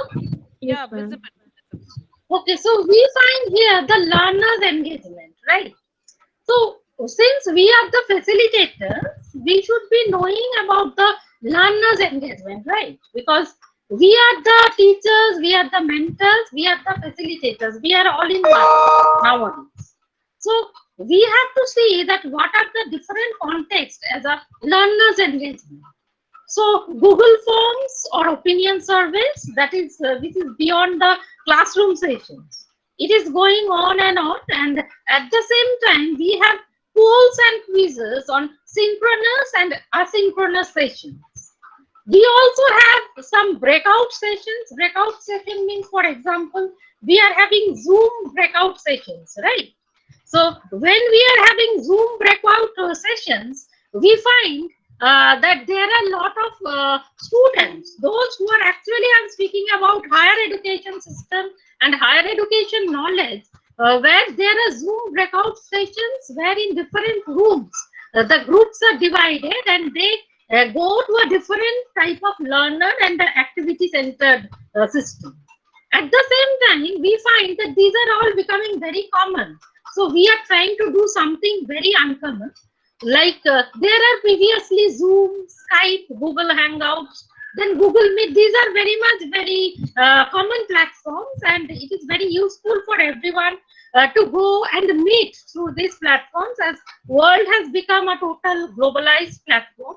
So there are instant messaging tools also, like WhatsApp. WhatsApp was very popular previously, but now we find that Telegram is there for the breakout sessions also. There are a lot of information, like for example, I like to give live examples. There are a lot of students who are very curious, who wants to know, who wants to have the knowledge beyond the classroom hours. So they definitely does the WhatsApp. They always have the communication with their facilitators. I would not say teachers, the facilitators related to the messaging, Telegram, WhatsApp, and of course the students, those who are very serious and sincere, they share their study materials also for checking purpose also in WhatsApp. At least in the teaching context, I would like to say that in the teacher education system, these are all very common and prevalent. Those who are teacher educators, they know that there are a lot of learning designs and simulated teaching, micro teaching, which is very important. At the same time, flipped classroom is very much important nowadays. It is becoming very outdated also. There are different types of learning management system which has been provided by TCS Iron. At the same time, Canvas is one such system, which is actually a very high-end system, but definitely it has been very much invested by those who are actually have the means and the opportunity to give it to their students. Those are mainly for the higher education system. So the advanced knowledge, I am here speaking about some of the higher education institutions where they are always trying to give advanced knowledge to their students. So artificial intelligence and machine learning is one where we find that there are a lot of advanced learning, advanced system where everyone has the context of this interference, this experience, so that they will be able to know that what are the different contexts in this system. Now, at the same time, we find that there are different tools, different materials which are there. There are audio, video, graphics, humor, utility, analysis. At the same time, there are certain things related to the tracking cognitive behavior and social data of learners also. There are social tools, audio, graphics, humor, utility analysis, as well as use. There is always a use of AR, VR, and with this AR, VR, the learner's engagement is very much important. And of course, it is always a very good thing to go into an advanced or an enhanced knowledge, so that it will be crucial and beneficial for them in the long run. Along with that, they are having a lot of online tests or online materials for learners evaluation. For example, diagnostic quizzes, flexible online examinations, as well as proctored exams, the case study presentations and syllabus-based presentations. These are all very much important for the teaching learning system, and as a role of the facilitator, the teacher plays a varied and a very important role. Now we will come to the role of social media. There are social interaction among people, there are learning platforms, there are teaching platforms as well. There are different types of things which are to be shared upon, that is Wikipedia, Facebook, WhatsApp, through Twitter, YouTube, Flipgrid. These are some of the very much important learning apps which we do. And through this engagement, the facilitator becomes very close with the students, not only within the classroom hours. There is a difference between the classroom or physical face-to-face interaction, as well as the phygital. I am telling physical plus digital. There is no physical interaction amongst us between the teacher and the students at present. So we are having the phygital system or the hybrid system, where we come face to face, but the of course the there is a mirror. The mirror is in the context of either mobile or laptop or desktop. So we actually are continuously in touch with them for 24 hours, and the facilitator, of course, has a great role to play. Sam has already taken the students in their different activities through Google Classroom, through different learning teaching apps, which are very much important.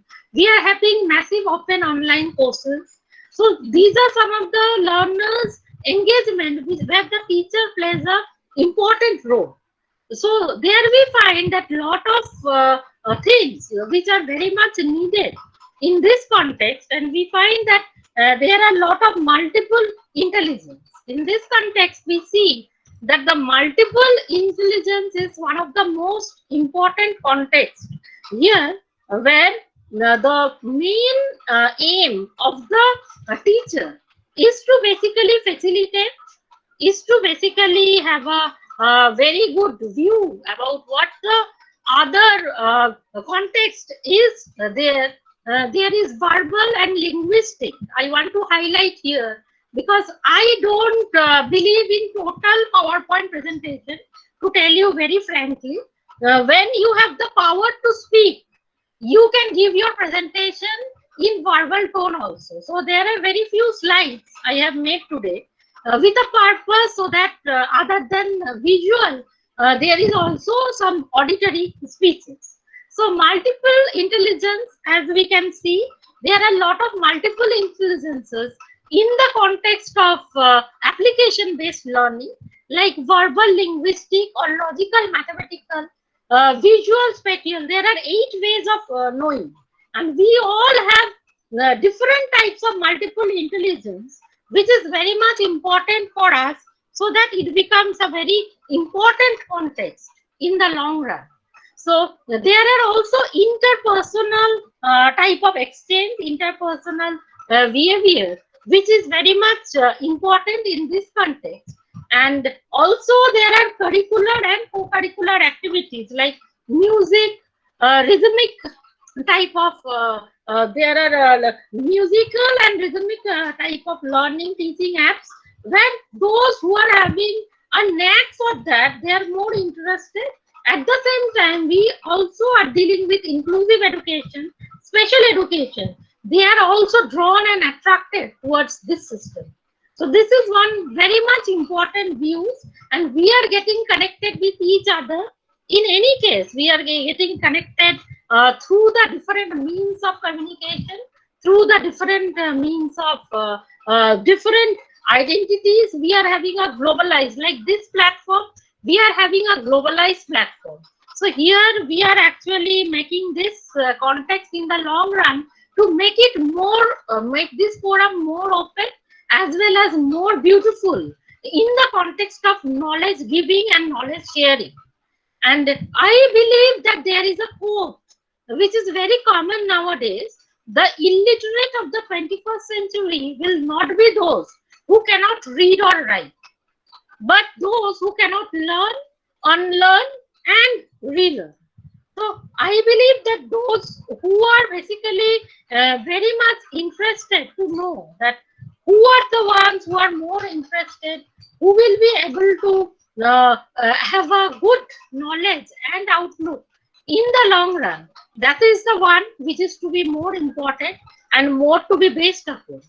Okay, so with this, I will be ending my presentation, and if you have any questions, thanks for your patience, because I have come up till now, and if you find that there are questions or something, you are always welcome to ask me. But definitely in this forum, I would like to share one thing. I would definitely like to thank my university, that is Adamus University and School of Education, by not only giving me this facilitator process, but also giving me a platform where I will be able to express my views and ideas through the learning management system, through the different modern technology-enabled system. This Adamus University has made me improve a lot. This I must admit. And of course, with this, I will be ending my presentation. Thank you so much. And any questions, definitely I will be happy to answer. Thank you so much, ma'am. Concluded. Thank you so much, ma'am, for sharing your valuable views.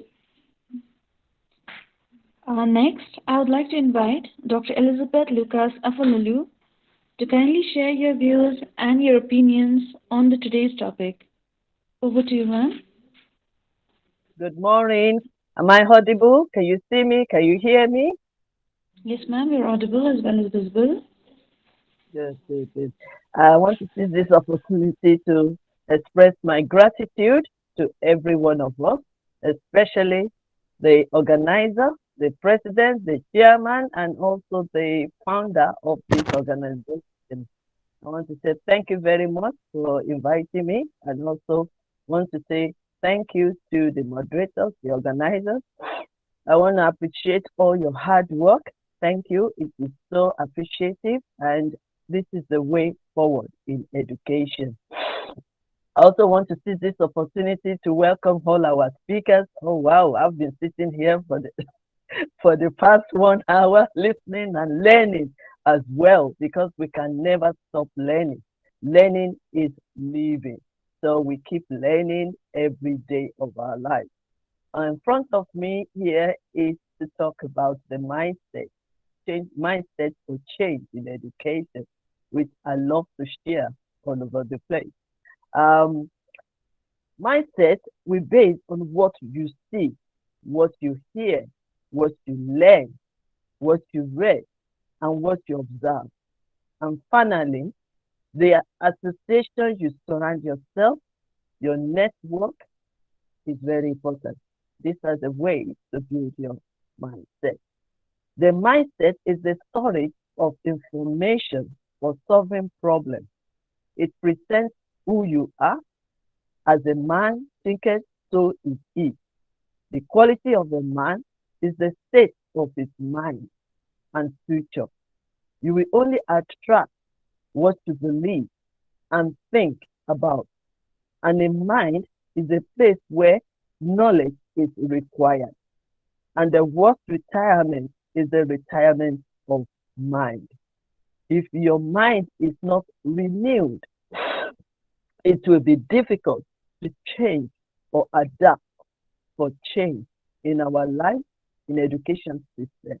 So that is why I'm here to share with you. So thank you very much for inviting me. My name is Elizabeth Lucas from United Kingdom, the founder of Yes You Can International.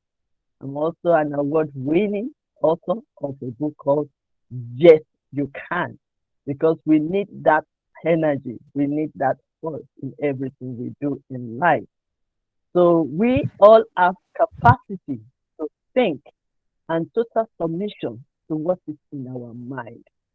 Your thinking shapes your future, and your mind is the summary of your thoughts.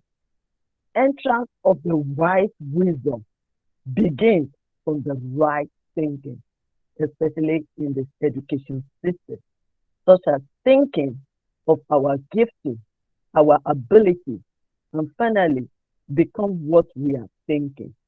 The electricity of your thoughts will create the boundary of your breakthrough.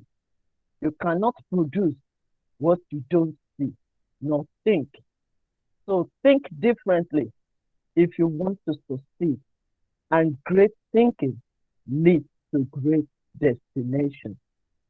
I want to just encourage us, inspire us this morning here in UK, afternoon somewhere else, and I really appreciate every one of us sitting down here nicely, with good looking and smiling, because I like smiling. So I hope you are smiling back to me as I present my case.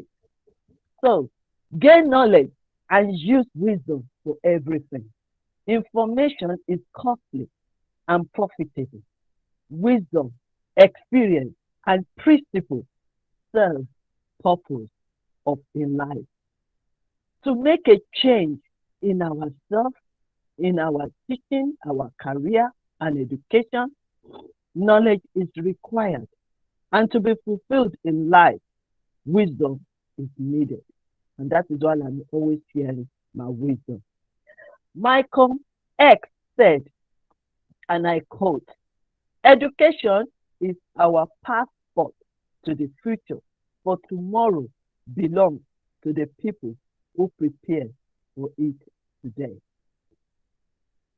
So consistent learning is the key to success.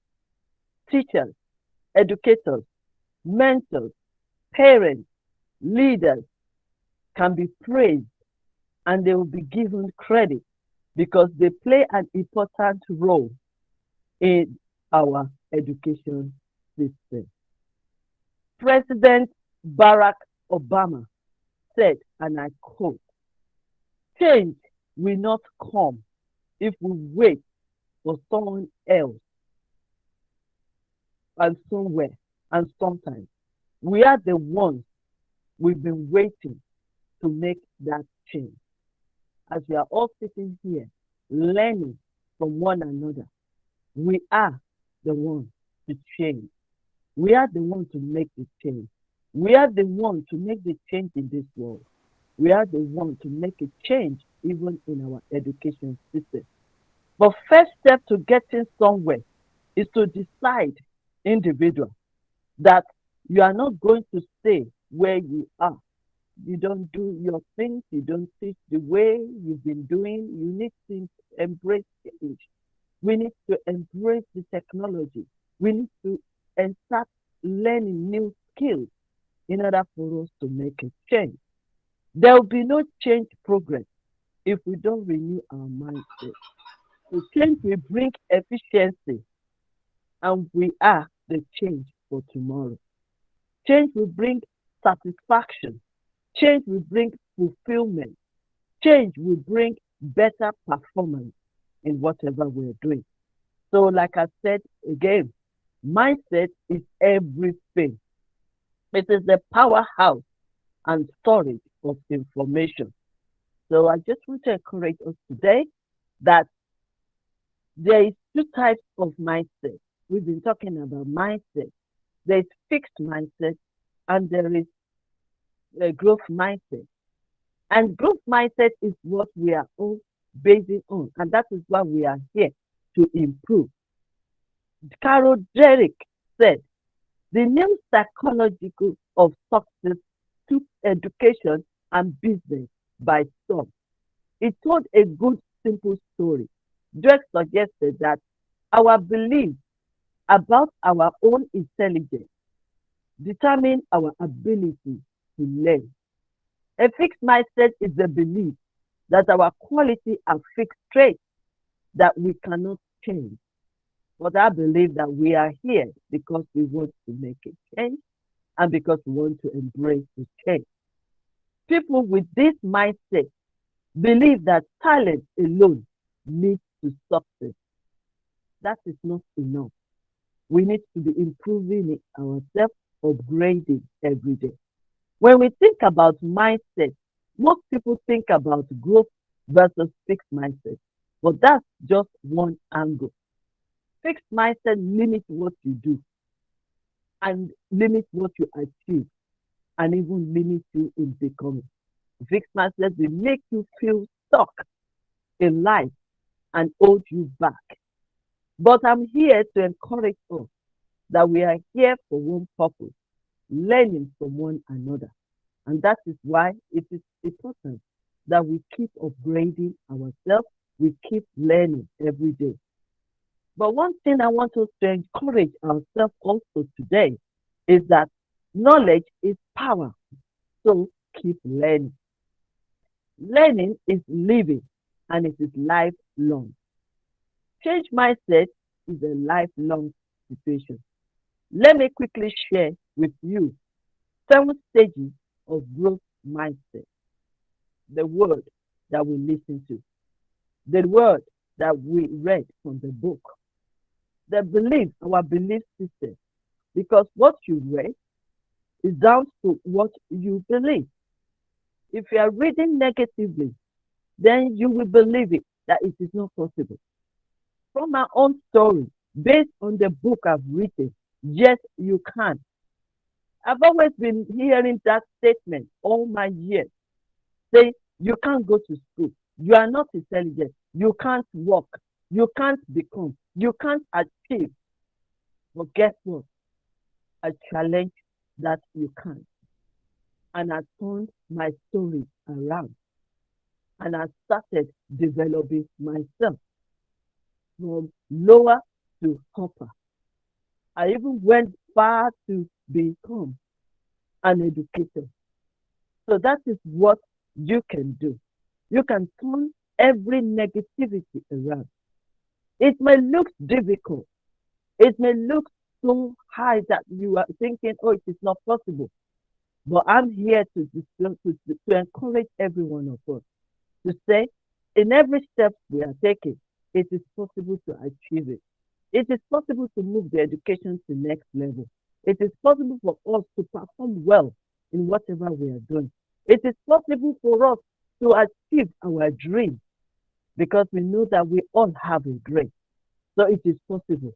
So, but when you keep hearing this, then it will be part of you. Then you will believe it. And then the other thing is thinking. And like I said before, a man thinking, whatever man is thinking, so is he. So whatever you are thinking, if you are thinking that you are rubbish, then you will be rubbish. But I want to believe that we have distinguished, wonderful ladies and gentlemen in this place, and they are great. So that is what we're supposed to be doing. Then we take action on our thoughts. And then that becomes our lifestyle. And then from there, we add value to ourselves and we add value to others. Let me quickly say this. We are all teachers. We are all mentors. We are all leaders. But you can only give what you have. So if you take care of yourself, improve yourself, upgrade your knowledge, renew your mindset, then it's easy for you to give back to others, to add value to others, to appreciate others, and especially our students. It is very important as well. So let me ask you this question, because it's all going to start from individuals. Yes, we are teachers, but we also need to improve ourselves, personal development. And the one thing that you need to know as you continue your journey of life of teaching and lecturing and mentoring and coaching, who are you? Do you know who you are? Do you know your purpose and the reason why you are doing what you are doing? Your profession. Do you know the reason why you are doing that? Because if you know what you are doing, you know yourself, then you have the capability of performing well and reaching the higher level. So it is very important that we know that. Your purpose can be your passion, your aspiration, your vision, and your dream, your assignment, and your desire. What you hate or what you dislike can lead to your passion. So advantage just put that one. Your failure is a sign that your place of your improvement or sign that you need to gain more knowledge and know it better. All the successful or influential people we all see, they develop themselves. Doctors, presidents, prime ministers, leaders, entrepreneurs, educationists. Failures is the beginning of progress for them. Every setback we turn to come back, especially during crisis, especially during this COVID pandemic. It shall be a comeback for us to be stronger, better, and also to be wiser. Failure will not stop you, nor limit you in whatever you are doing, because you have what it takes to progress in life. You have greatness in you to become, to achieve, to succeed, and yes, you can. To improve your performance is to keep learning. To make a change in this world is to keep learning. To stand out and put out of crowd and comfort zone is to keep learning. To give back to keep learning. And sometimes we need to unlearn what we've learned so that we can relearn. And that's what we are all doing. Because it is time for us to make a change. And for us to make a change, we have to learn new skills. We have to learn from one another. We have to collaborate and network. Learn from your mistakes, from your past life, and also learn from others. Let's talk about negative and positive thoughts. Negative thoughts possess negative. It drives you. It limits you. It drains you. So why do you want to focus? Why do you want to focus on negative thoughts? Why do you want to focus on I can't do it or it is not possible? Because you so, but if we put on the positive thought, if we make our mind saying that yes, we can do it, yes, we can perform well. Yes, we can succeed. Yes, we can achieve. Then there will be the power force behind what we are doing. We need to be determined. Yes. Why did I say we need to be determined in whatever we are doing? Because there's so many negativity out there. There's so many challenges, adversity. Even while we are teaching our students, you can agree with me that it's not easy. But when we determine that how we make a change, how we progress, how we perform well, then that force will push us or move us forward. So it's very important. We are unshakable. So that is why we need to develop our mind. Our mind is really a very important place. It's everything in our life. So we need to focus on learning rather than seeking the approval of others. We need to focus on what we are learning so that we can perform well, so that we can present well to others. We need to focus on our development, and we need to focus on what we are doing, because the more focused we are, the less the damage, the less the accident, the less the mistake. Very important. And we have to learn from our mistakes as well. Trying again and accept mistakes. Like I always say, I make mistakes every day of my life, but I'm learning from it. I'm gaining wisdom. I'm gaining everything I can gain in order for us to be good further. So I just want to encourage us today. I'm not a teacher. I'm an inspirational speaker. So I can only come to this platform to encourage us, to inspire us, to let us know that we can achieve, we can become, and we can go further, and we can perform well. And even all our students as well, let's see positivities in them, because everyone are different. The way we all learn is very different. So, but when we try to understand individuals, then we can embrace their imperfections. We are not perfect. We as a teacher as well, we are not perfect. So also they are not perfect. And but when we understand that we are not perfect, then we can understand other people, and then we can perform well, and then we can present to them well, and they can understand us well.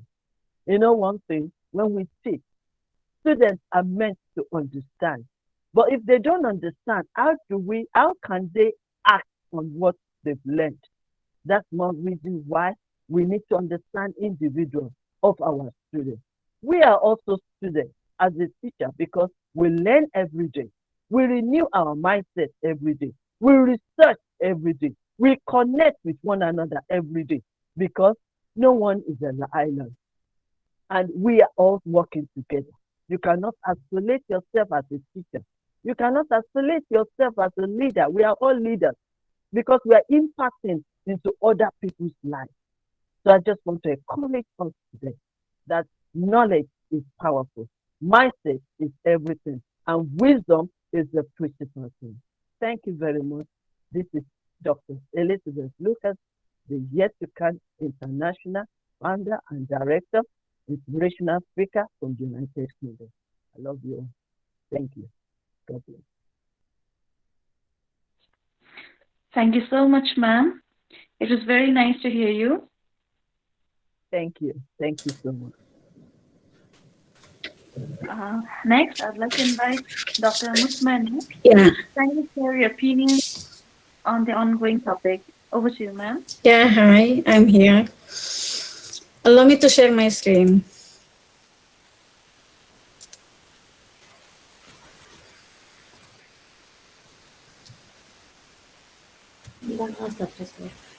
Wait with me.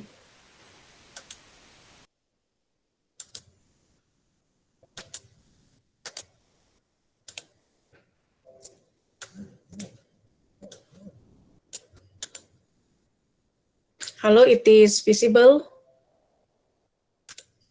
Yes, ma'am, it's visible. Okay. With me.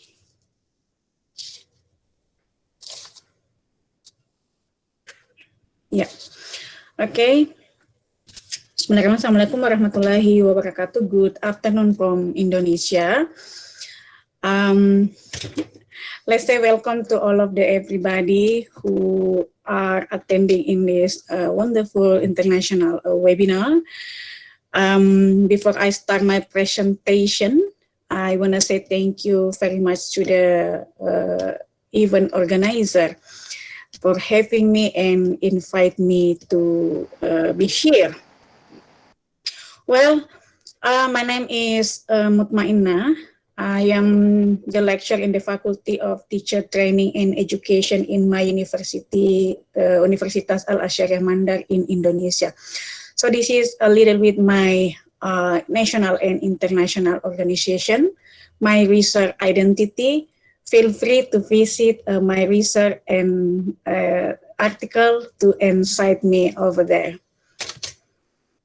Well, I choose my topic today under the title about a look at effective technology integration. And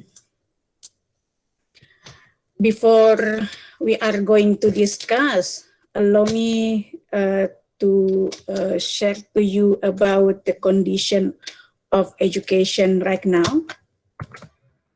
Sorry, I have problem. Sorry.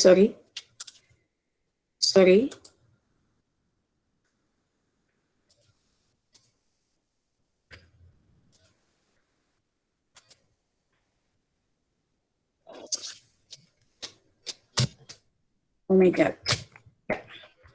Okay. Yeah, I'm totally agree with all of the guest speaker that have presenting their topic today.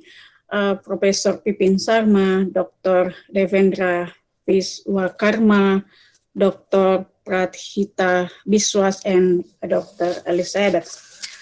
And this is the 5 of the highlight issue right now, the new trends concept on education sector. The first one, this is about injected artificial intelligence in education.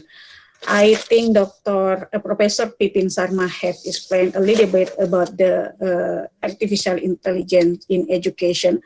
This is very important and help us actually until today. And then in education, our education right now, this is in transformation, because you know that during the COVID-19, we are practice namely physical distancing and the social distancing, and also we are right now implementation, remote teaching, virtual classroom, distance education, and then also integration information communication technology in our virtual classroom, and we must be adapt with this condition. I think right now this is over 1 year we have be adapt and try to use this culture about by using the technology or ICT culture in our virtual classroom or a hybrid classroom. And based on this condition in our education transformation, absolutely we must to redesign again our curriculum, redesign into the simple interaction, and also use the namely here student-centered learning approach. And the next about the infuse more digital classroom management.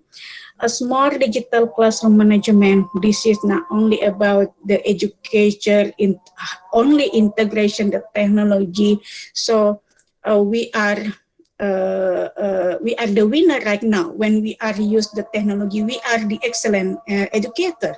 But we must remember in education, we must use some of the strategy how to engage our student in online learning environment, and this is not easy. This is not easy because we must collaborate quantum learning, quantum teaching, and quantum technology also to mobilize electronic learning like today. We must massive and maximum to use our learning management system. And when we wanted to apply learning management system, we need the ICT, the good infrastructure of ICT, and then we must prepare the content, the fun and enjoyable content or material. And the next, cybergogy, this is one of the theory that I use here. If you are designing your material or you are integration between pedagogy and the technology, one of the theory that supporting in this condition, namely cybergogy from Wang and Kang. In this cybergogy, this is not only about use technology, but how we are facilitate our student to improve their metacognitive skill or knowing how to learn, and they can be a freedom to learn. So the last about digital vaccine, yeah, you know, this is the technology, we are Internet of Things right now. This is not only on education sector, but this is involve all of our activities, daily activities. Mean that here on education, not only educator can use the technology, so we must train our staff, the parent, how they are gonna be motivate their children or their kid at home to how to use this technology as to support as a tool, and also. We must understanding the condition today, not only about the student must be mastering to use the technology in learning, but also what about the we are as educators, we must facilitate them to achieve the 21st century skill. And then we must understand about the industry of revolution. Right now, we must motivate their students about the ways they're thinking. They must be creative, innovative, and also in working they must be collaboration, doing the collaboration and association. So this is some of the condition in online learning adoption. Right now, actually, we are in the phase for this because you know, some of the institution or university actually rebuilding again about their infrastructure. This is to support the hybrid learning environment. And then about the use the technology right now, because this is new habit in our learning and teaching process or in education. This is about you know that most of the students, even they are know how to use their smartphone, but actually they have low skill how they are use this some of the application or the tools or the media based on their smartphone as learning resources. So this is maybe because of their student organic learning, they are still in this level. Yeah, based on my observation and my preliminary research, I see that my students still in this category, the tool set. They just only use the same tools in different situation. But actually, the technology, if you wanted to apply or implementation in the classroom, you must choose the right technology to facilitate them to achieve the 21st century skill, for example. So allow me to share to you, this is about the organic learning. This is the level of organic learning, knowledge, tool set, skill set, and mindset. If your student in this category, the learning and teaching process, online, hybrid, blended, synchronous or asynchronous strategy, it will be more easy if your student in this category. So maybe after this conference, you can analyze where is actually your student organic learning level right now. Well, about the education and the 21st century skill, actually how we are integrating 21st century skill into the teaching and learning. I divide it into 3 that indicator that you can measure and you can analyze your student if you are if your student they are in the 21st century student category in academic, social, and civic. In academic, you can analyze your student if they are communication, clarity, focus, and consideration of the audience. They understanding who are their audience when they are communication. This is your student actually they are practice the communication or based on this is a 21st century skill. And the next, they can demonstrate the ability to solve problem using the higher order thinking skill, reasoning skill. The next, utilize technology as resource for a foster creativity, enhance communication, increase productivity, and access and analyze the information. They can be communication, collaboration, critical thinking, and creative. And also in the social, they can be collaborate and demonstrate the adaptability. The adaptability, like today, they must use some of the tools or some of the platform. But the another side, they are only familiar with 1 or 2 the tools or the media. For example, only WhatsApp, only Google Classroom. They don't motivate to try another platform. This is for be adapt because you know the tools and the technology we can use to achieve their Bloom taxonomy or the higher order thinking skill. And the last, the civic, this is about the participate as a member of local, global, and digital society. We are educator right now. We are in the global society, international society. We are here sharing and caring together and participate. So what about your student?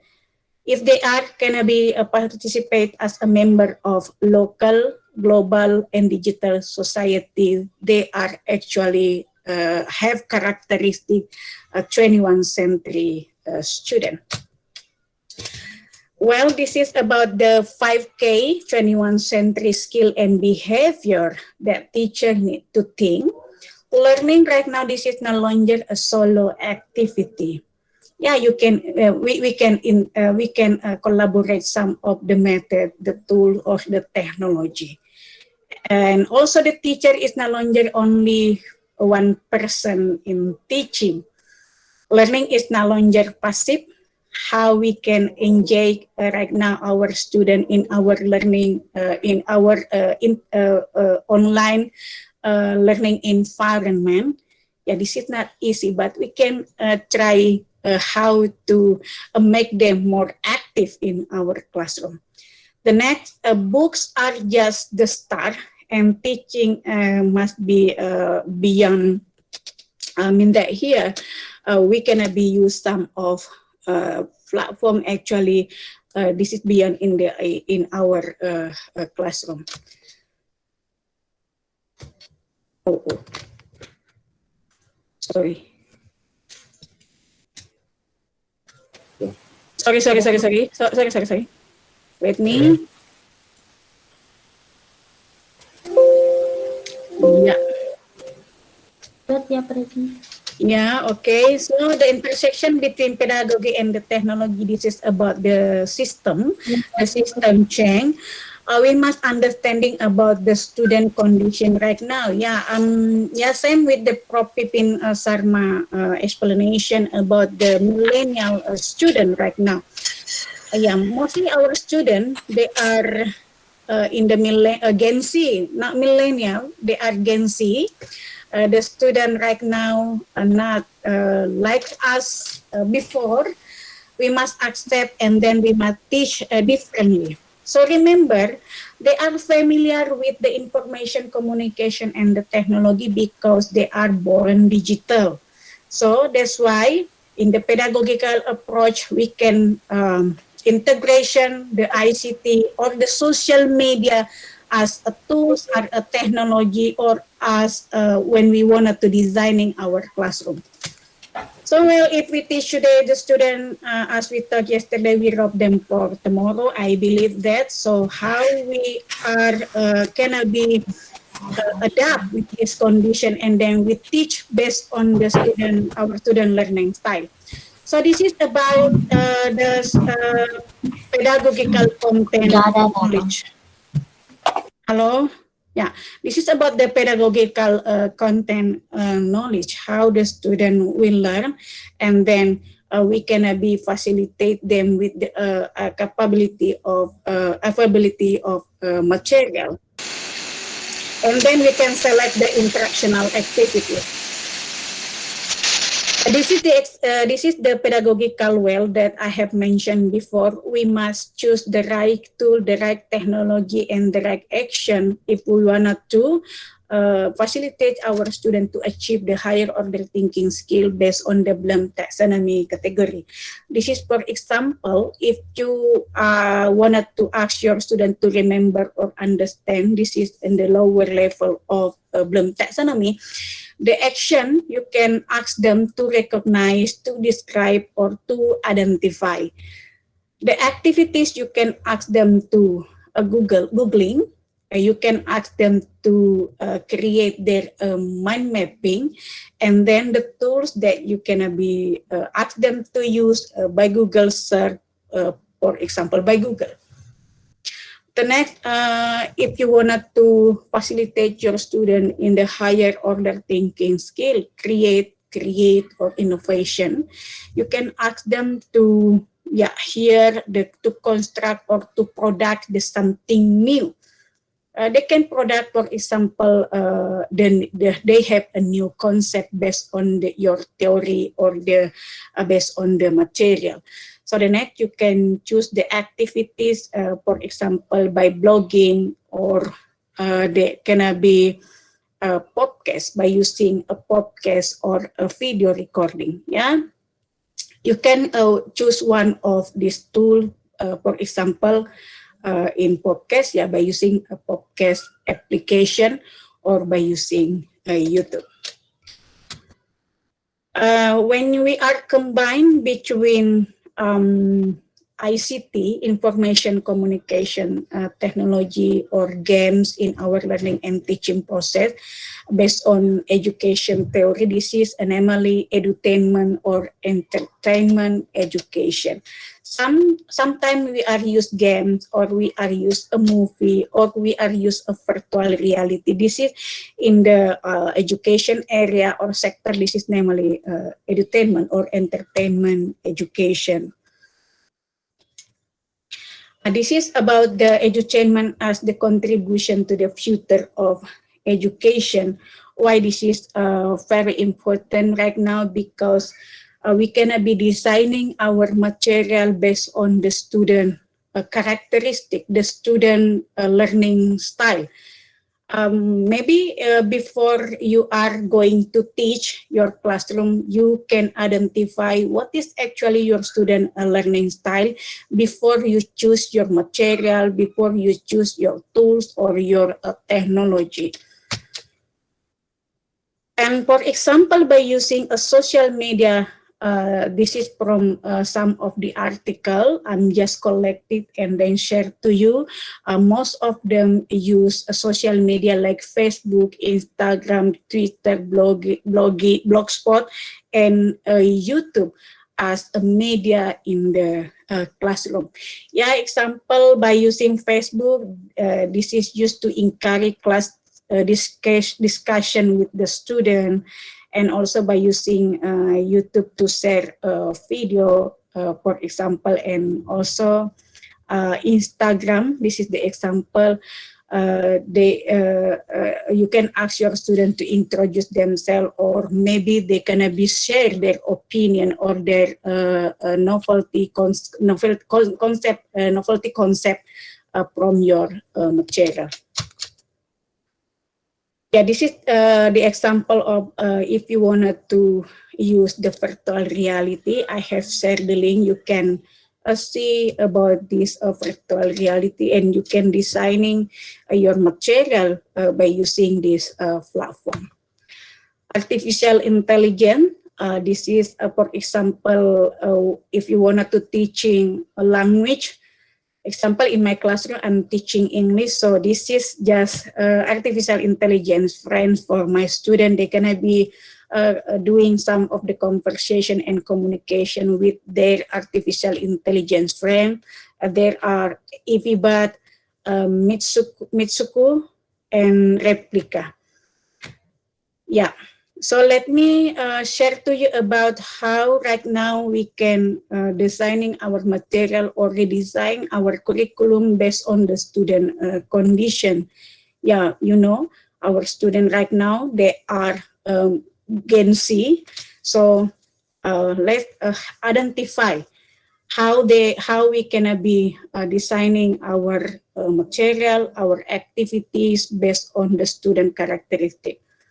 This is the example, the data in the world. This is from January. The use of the social media platform in the world right now, the higher is by using Facebook, YouTube, WhatsApp, Messenger, Instagram. Yeah, sometimes by using TikTok, WeChat. This is WeChat specific in Hong Kong or China. So the next, what about in my country, in Indonesia? This is the most used social media platform in Indonesia, and also this is my student. They are use YouTube, WhatsApp, Instagram, Facebook, and Twitter. YouTube is the highest media right now in Indonesia. About the online content activities, YouTube is the higher in Indonesia, in my country. So about the audience overview, yeah, still YouTube the best. So right now, how we can be designing our material by using YouTube, for example, because YouTube or film or movie, this is the content of YouTube. There are movie or film, and also we can designing our material based on by using a film. This is the example of my questionnaire to my student. Most of here they are choose by using film from 321 student answer or reply the questionnaire. Yeah, they are familiar with the social media, and then in the outside of the classroom, they are watching online movie, and then they can be select the article, blog, or journal, use online dictionary. Yeah, it's something like that, and they are totally agree that the social media help them to improve their English competence. This is for example. This is just only for example, you can adapt this questionnaire. So well, because they are like a film, before we are enter our classroom, we have the data right now about our student learning style. They are visual, they are auditory, because they are like watching a movie, film by using YouTube. This is the general characteristic. So after that, you can state the objective, what your student need to learn. For example, the skill of the concept, or what is actually the condition of the performance or the student proficiency. Yeah, you can design your learning outcome based on your student, what is actually they want, they need, and they lack. And then as you can select the method and the media or the material from film, because most of them, they are by using YouTube, for example. And in the classroom, you can utilize this media and material. You can prepare your environment, your classroom, for example. and require learner participation by doing discussion, small group activities, and formative assessment. And the last, in the end of the semester, you can doing the reflection or evaluate your classroom. This is in education, namely research and development. If you want to develop your material. The education product not only about the model of teaching, but you can design your course book or your book, for example, by using this research and development.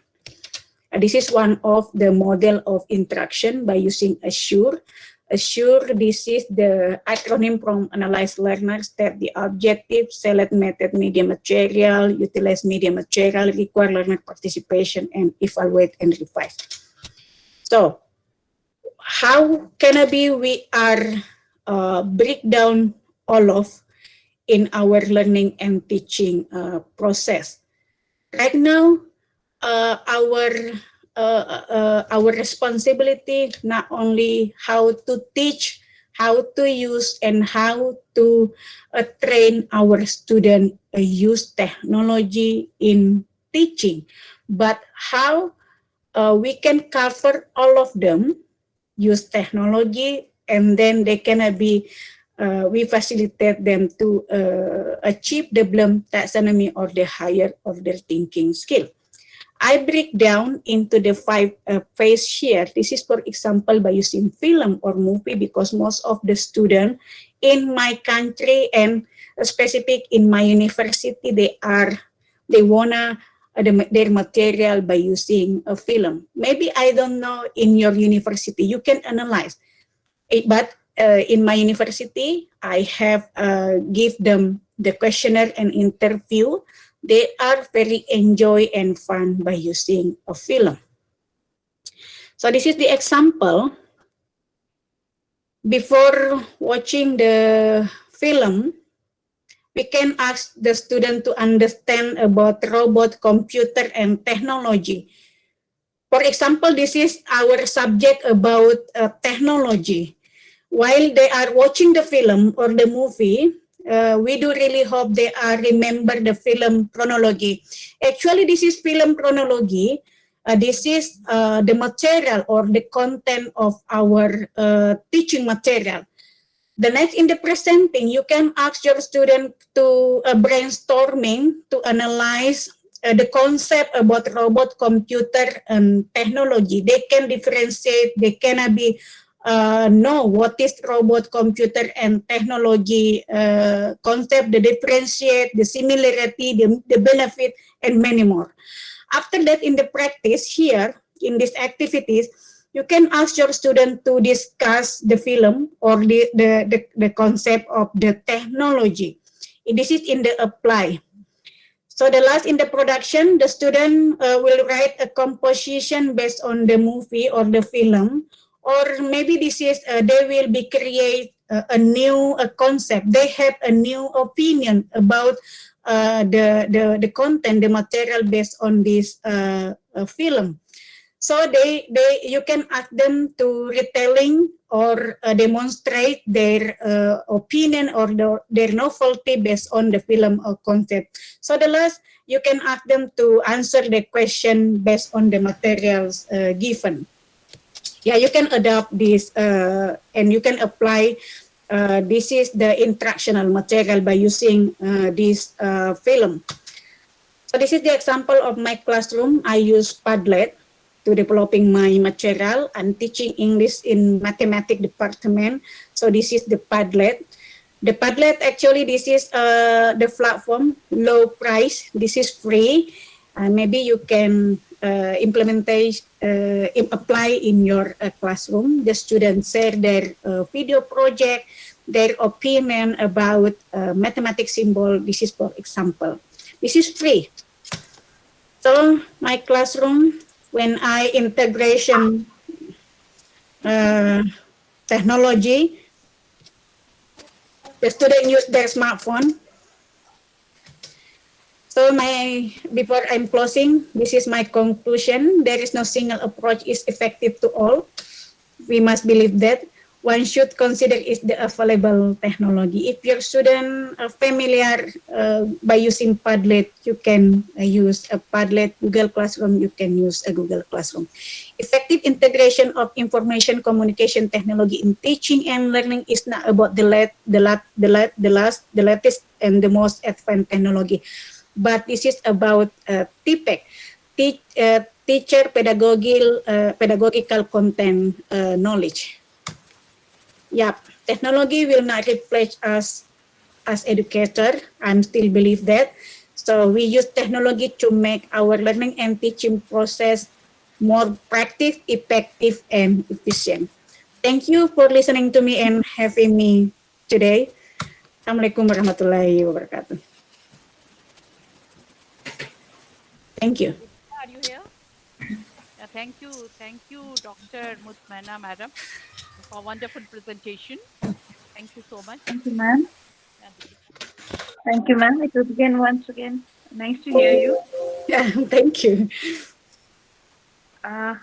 Next, I invite Dr. Toda Dina to kindly share your views on today's topic.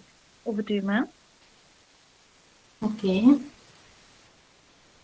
I think that it's my turn now. I don't know if you can see me. Now you can see. Okay, I will share my screen. And at first, I will tell you a few words about me. I don't know if it works. Okay.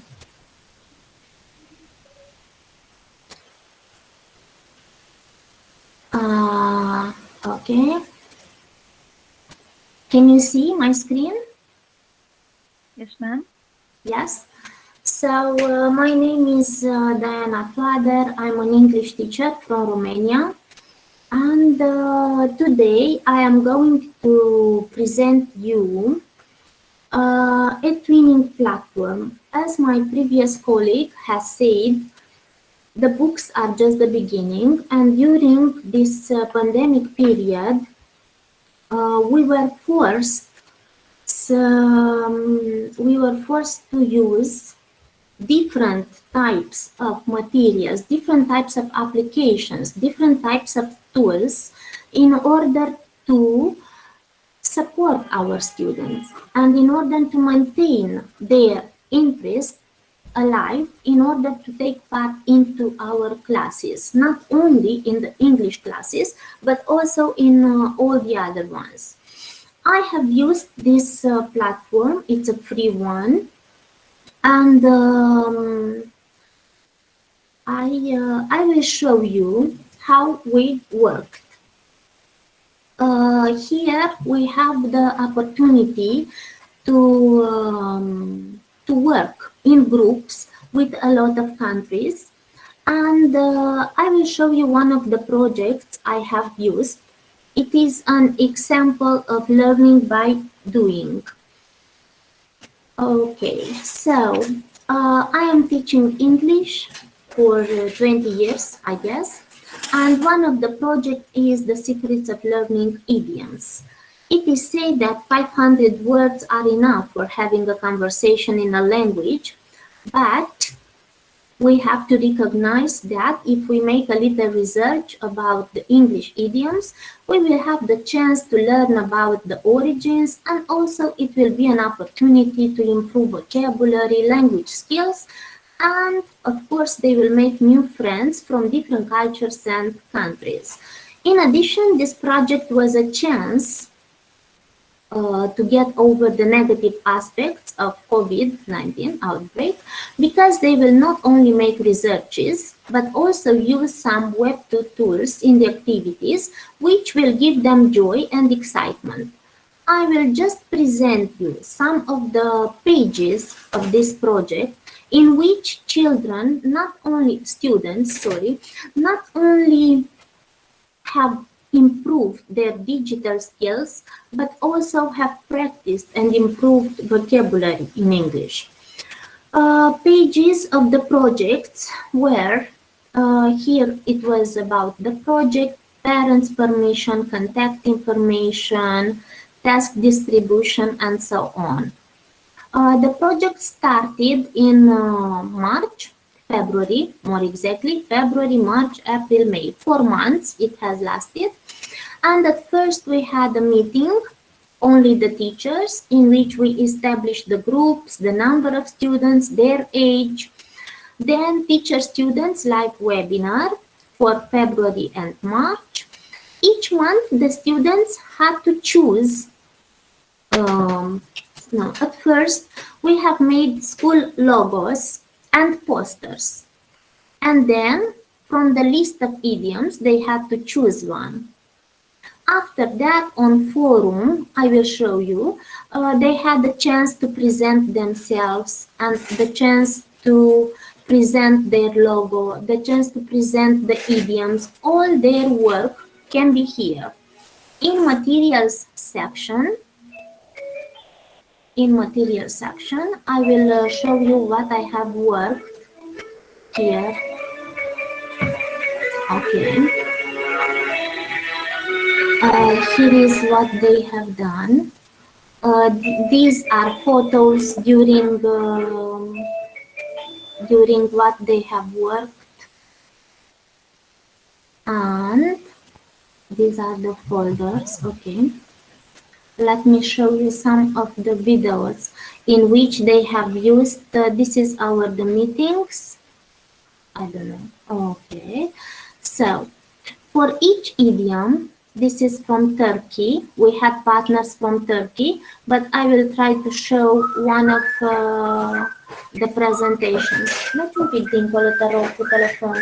Da? Yeah? I'm sorry.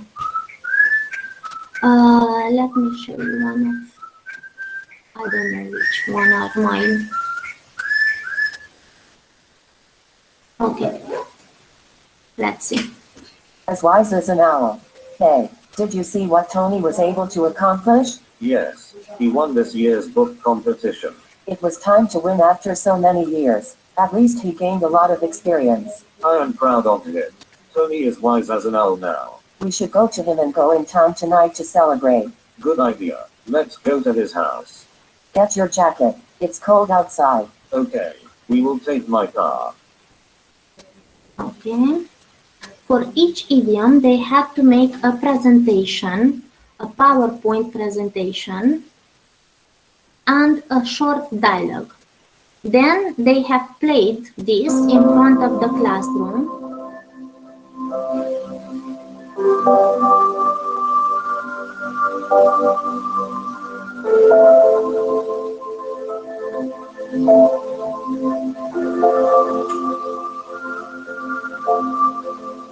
This was the presentation of the idiom and then the video.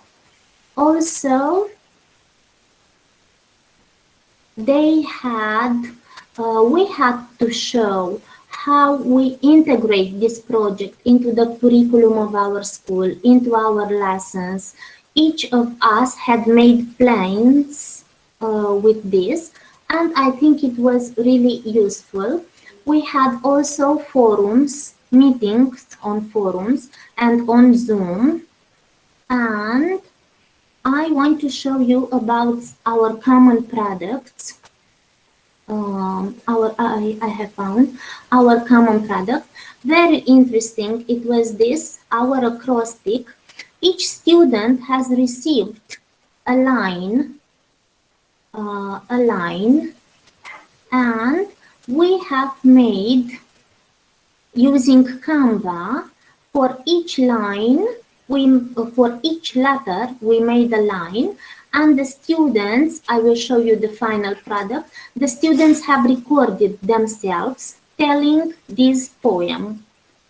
Okay, our common product, I don't know, where could I find it? And we have also made final product. Okay, we have also made a virtual exhibition, but the most interesting was idioms dictionary. It is an e-dictionary. I hope it will work. Okay, I will show you. Indeed, it means a lot of work, time, but As my colleague has said, it's not only about the teacher, it is also about the student who makes research and who effectively learning by doing. This is what I understand by means of this concept. Over the moon. This is what my students have worked. We have also used YouTube and a lot of other applications. Of course, we had all the students have received, we had final evaluation, and we have applied for quality and national label. And we have also offered, yes, we had a world activity, and the students have received certificates for their work. I just, I don't know how to go back. Okay. I just hope that you like this presentation, and thank you for the opportunity of being here today. This was all. Thank you so much, ma'am. Thank you. It was nice to learn new experiences from you.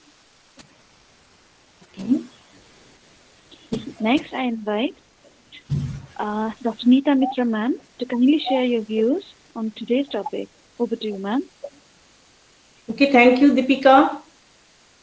Respected organizers, my fellow speakers, other dignitaries, and all the participants.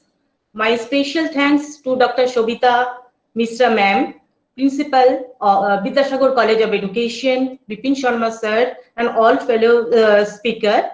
Thank you for giving me this opportunity to deliver a talk that is very relevant to contemporary issues, and my previous speakers also highlighted many things regarding this.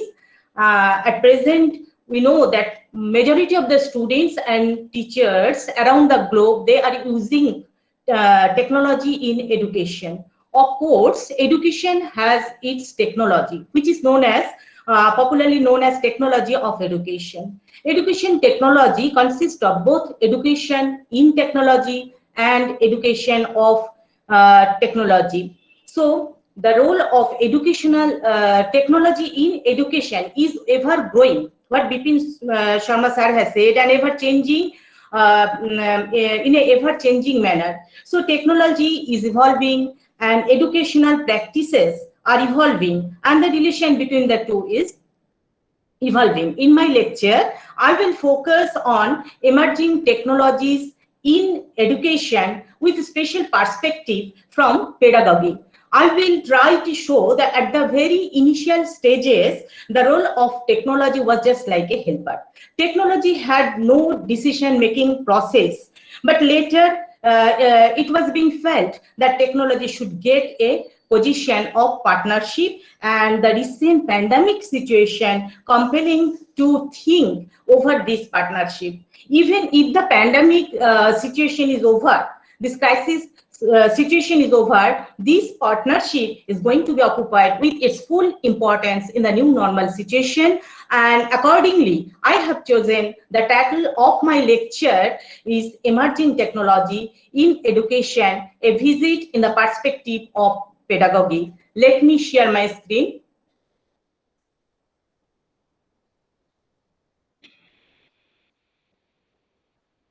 A few minutes. Okay.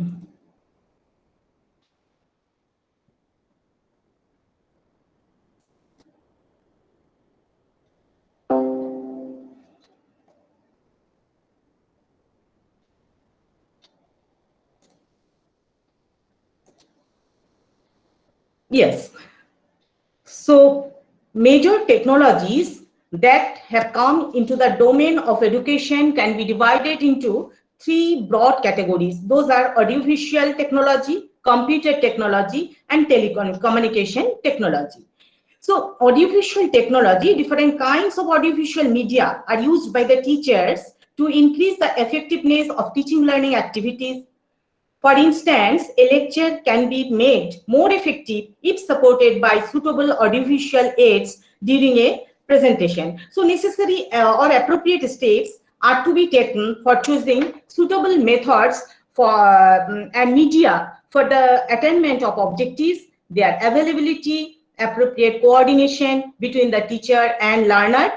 Some of the projected and non-projected teaching aids are mentioned, which are very familiar to all of us, but it should be remembered that it may be noted this type of intervention of technology has been developed in the first half of 20th century. Some of the non-projected chalkboard, marker board, chart, etc.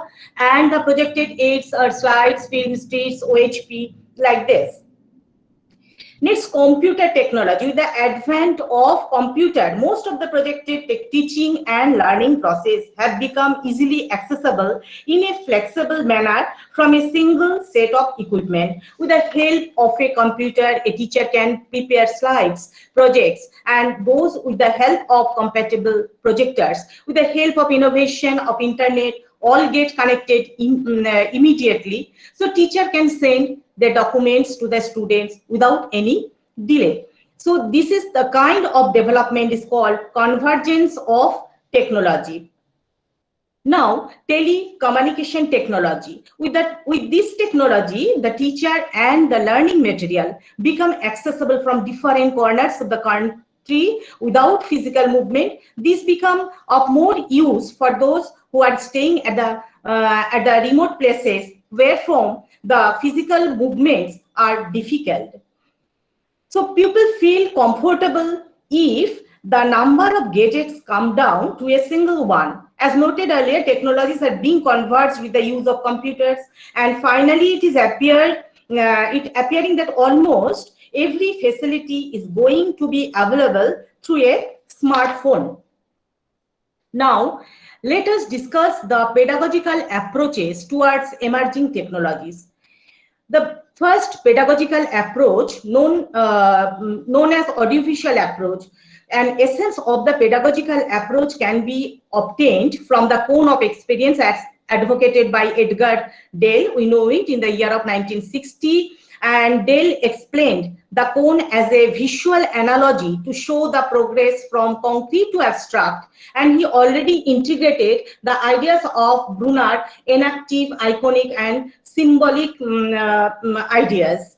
So the second approach, that is dominated by cybernetic and system approach. In the cybernetic approach, the learner is offered immediate feedback regarding whether the learner is right or wrong, and educationists try to use technology to give this feedback in addition to concrete experiences. We know that we can mention here the name Preshi, the teaching machine developed by Preshi, was the first use of technology in this direction. Later, Skinner extended this view of feedback from technology to a more systematic dimension. One can remember the strategy of program learning based upon the theory of operant conditioning.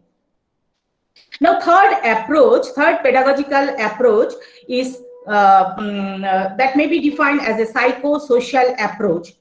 After the phenomenal success of behaviorism, other schools pointed out that the behavior of a learner is not always shaped by external agencies. Rather, in most situations, the learner constructs his own way of looking at the environment based on his interaction with the environment. And Piaget and Brunner initiated this approach towards the learning, popularly known as psychological cognition and constructivism.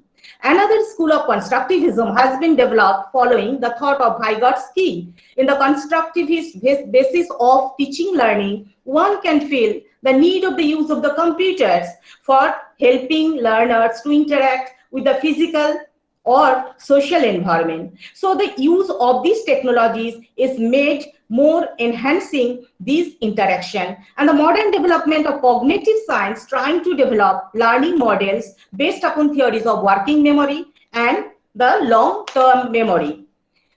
Now the need for new pedagogical approaches is being felt over the last few years, and in this pandemic situation, it has become unavoidable.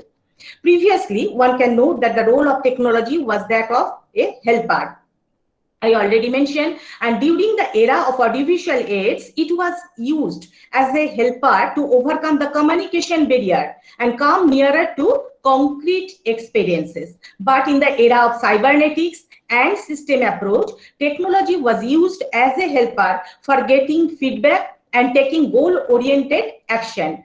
Next, psychosocial approach-based technology was used for helping to get better interaction with the physical and social interaction. So the crisis created by the pandemic has made understand that the technology must be treated as a partner and not a mere helper in these activities of teaching and learning. The pandemic situation has forced the closer to face-to-face teaching learning system. We are using Gmail from a very few years back. Most of the teachers, including myself, were unaware of the provision of Gmail in this situation of, especially in this webinar started to be organized on the platform or similar platform like Zoom, WebEx, etc.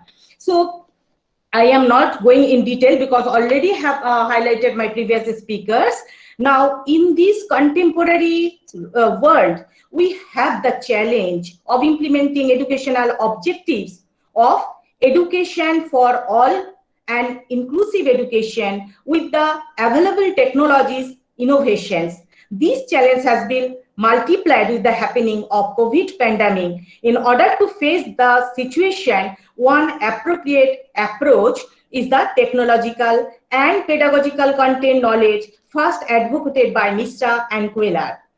Now, first we identify the three primary types of content knowledge, pedagogical knowledge, and technological knowledge. From the overlapping of these primary forms of knowledge, we get three types of knowledge, that is pedagogical content knowledge, technological content knowledge, and technological pedagogical knowledge. So the overlapping of these three forms finally generates the technological pedagogical content knowledge, or in short, TPAC. The basic philosophy of their approach is to give technological knowledge equal importance as compared to the pedagogical or content knowledge at the time of preparing the teaching learning design for particular content. So here one can notice a paradigm shift from helping to a partnership. This new pedagogical approach of TPAC can be better visualized in the present crisis. So I have given here one example that a teacher of geography is going to teach the students of class 9th grade. He wants to teach the topic on lithosphere, and the basic objectives of this topic is define rocks, describe the classification of rocks, and help the students to identify different kinds of rocks and their characteristics. In the traditional strategies or activities, might go as follows: just go through the rocks, characteristics, and types of rocks, referencing the diagram in the textbook. Next, break the class into small groups and instruct each group with labeling their diagram of each type of rock and their character and their impact on landform. And third, each type is asked a brief history about each type of rock in the following structure. For example, types of rocks, origin of rocks, etc. So let us see how TPAC framework can be used for this lesson. The teacher's first step should be understand his primary forms of knowledge in the context of this lesson. What is that the teacher should know what content is going to teach and update knowledge related to that content. Schulman noted that this knowledge should include the concepts, the theories, the ideas, etc. And for this lesson, the teacher should require an in-depth understanding of rocks, their origin, their impact, everything. So in pedagogical knowledge, teachers deep knowledge about the process and practice of methods of teaching and learning. To make students' learning more flexible, a teacher should know relevant strategies like inductive method, demonstration method, deductive, inquiry-based method, already discussed. And in this lesson, we can use the interactive and discussion method also. And in the third step, the technological knowledge about certain ways of thinking and working with technology, tools and resources. The teacher should be aware of the digital tools apart from the audiovisual aids. With that, the teacher is comfortable and what are suitable for the content. And for this lesson, finding images from internet, creating a PowerPoint presentation, taking the help of photographed picture, scanned picture, download Google Images may be important. Once the teacher is confident with the three types or three basic knowledge of these, he can decide upon the structures of overlapping areas of these three areas of knowledge. For first, I consider the pedagogical content knowledge.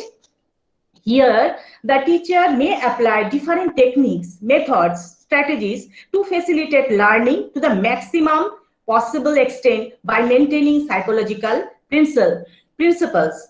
That is called zone of maximum development. So we can use here, for example, for developing the concept of rock, we can use the method deductive Socratic method, that is question answer method. For developing origin of rocks, we can develop demonstration, observation. Through observation, we can show different kinds, different samples of this type of specimen. Next, technological content knowledge. Besides knowledge on how to use technology and content knowledge on particular subject matter, the teacher will also be required to come up with ideas on the application of technology in the teaching area as well as in the respective subject matter. Here I use for developing this concept of rock, I already have used this photographic picture, scan picture or download Google picture. For developing other parts, we can use different PowerPoint presentation, web-based link through YouTube videos. Already have discussed, madam, my previous speakers, that we can use this methodology. Now, the technological pedagogical knowledge. Here, the teacher can takes into account different technologies that are compatible with the different pedagogical approaches. So, technology can be used to design interaction that may engage students and teachers in an effective collaboration.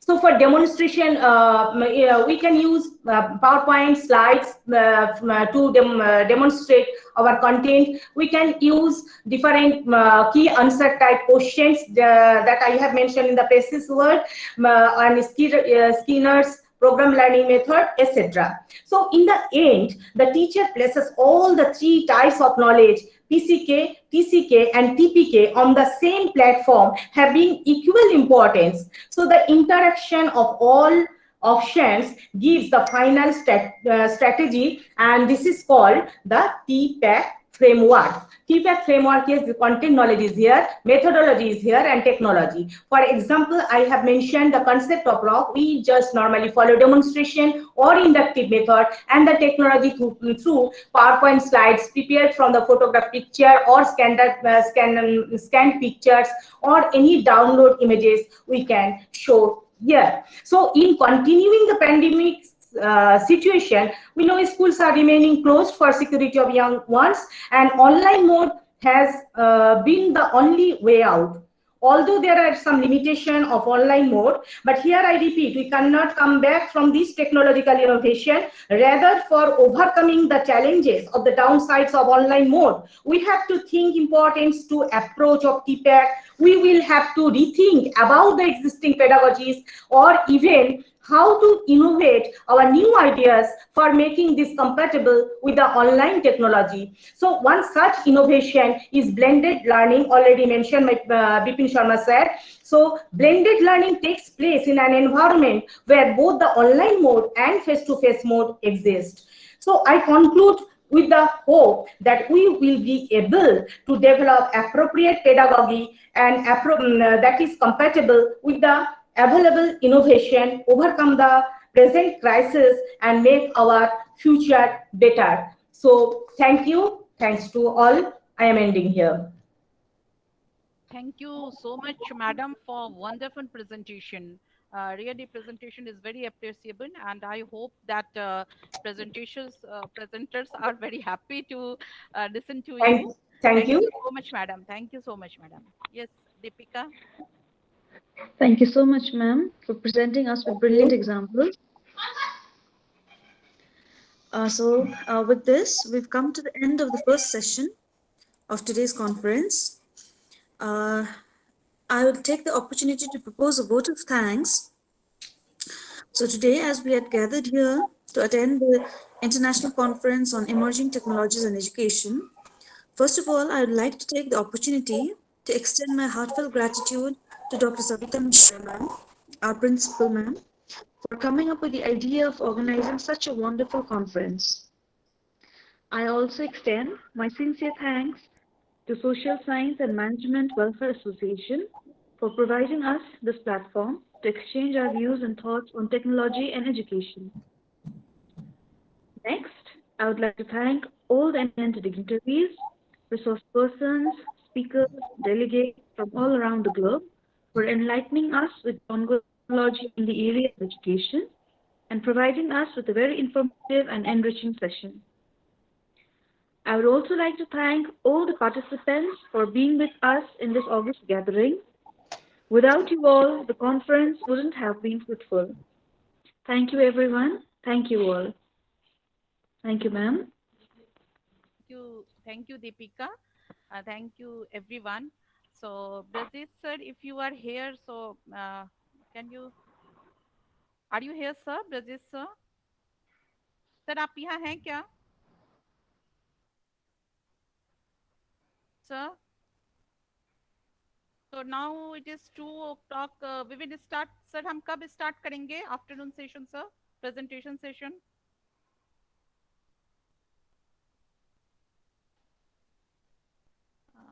Maybe like. Sir, आप unmute हैं, sir. Sorry, आप mute हैं, sir. Unmute कीजिए, sir. Please continue, ma'am. Presentation continue कर दे, sir. Yes. Okay, okay. So over to Jayashree. Are you here? Yes, ma'am. I am here. Okay, so before starting the presentation by the researcher, again, I would like to extend my heartfelt thanks to everyone, all the speakers, and special thanks to our chief guest, today's chief guest, Professor Bipin Sharma sir, and Neeta ma'am, Pratita ma'am, all international speakers, Secretary sir, Dr. Devin sir, and Deepika, Jayashree, and Sandeepan. So we will continue the presentation session, and I hope that presenters are ready with their presentation. But before that, I would like to request on presenters, because we have very less time. You have to present within 5 minutes on the gist of your paper. And I hope that Jayashree, you will guide them. So Yes, over to ma'am. Jayashree. Thank you so much, everyone. Thank you so much, ma'am, for giving me such opportunity. So we are in second half of our today's international conference on emerging technologies and education. In that second half, the paper presenters are going to present their paper. We are having a total 29 paper presenter. Our first paper presenter is Sachin Kumar from Government Girls Polytechnic, Shalmali, Uttar Pradesh. Sir, if you are here, you start with your paper, and kindly, it is my earnest request to all the paper presenter, please take 5 minutes, not more than that, because we are already late. Okay, sir, Sachin Kumar.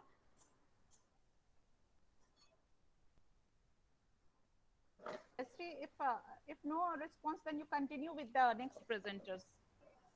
Okay, then after Sir Sachin Kumar, Dr. Rubina from Maulana Azad National Urdu University, Hyderabad.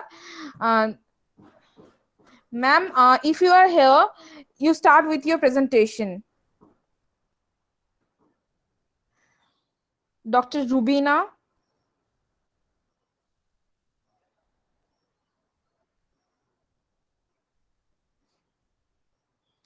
Ma'am, some people, some presenter, I think they are asking about that presentation table. Please, ma'am, next one. You call next one. Okay, Mr. Ram Shankar Verma from Department of Chemistry, Institute Sri S.K. Shomya Junior College of Arts and Science and Commerce, Mumbai.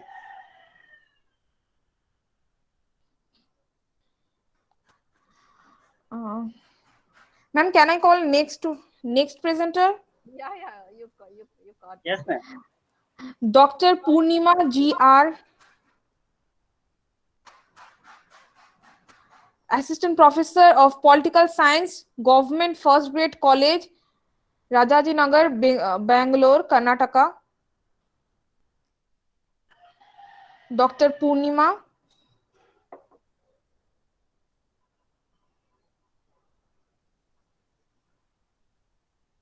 Yeah, next. Okay. Next is Dr. Suresh Kumar.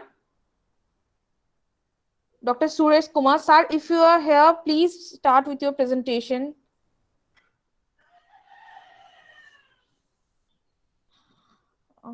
Just continue, Jayashree, if they will be Okay. here. Dr. Jai Shankar. Dr. Jai Shankar. Yeah, next. Okay. Next is Dr. Manjulita Kashyap. Dr. Manjulita Kashyap. Next is Professor Shilpa S. Professor Shilpa. Okay. Next is Ekta Kesri. Yes, ma'am, I am present. Okay, ma'am, can you please start with your presentation? Okay, ma'am. I am start my presentation. Thank you, ma'am. First of all, good afternoon, all of you.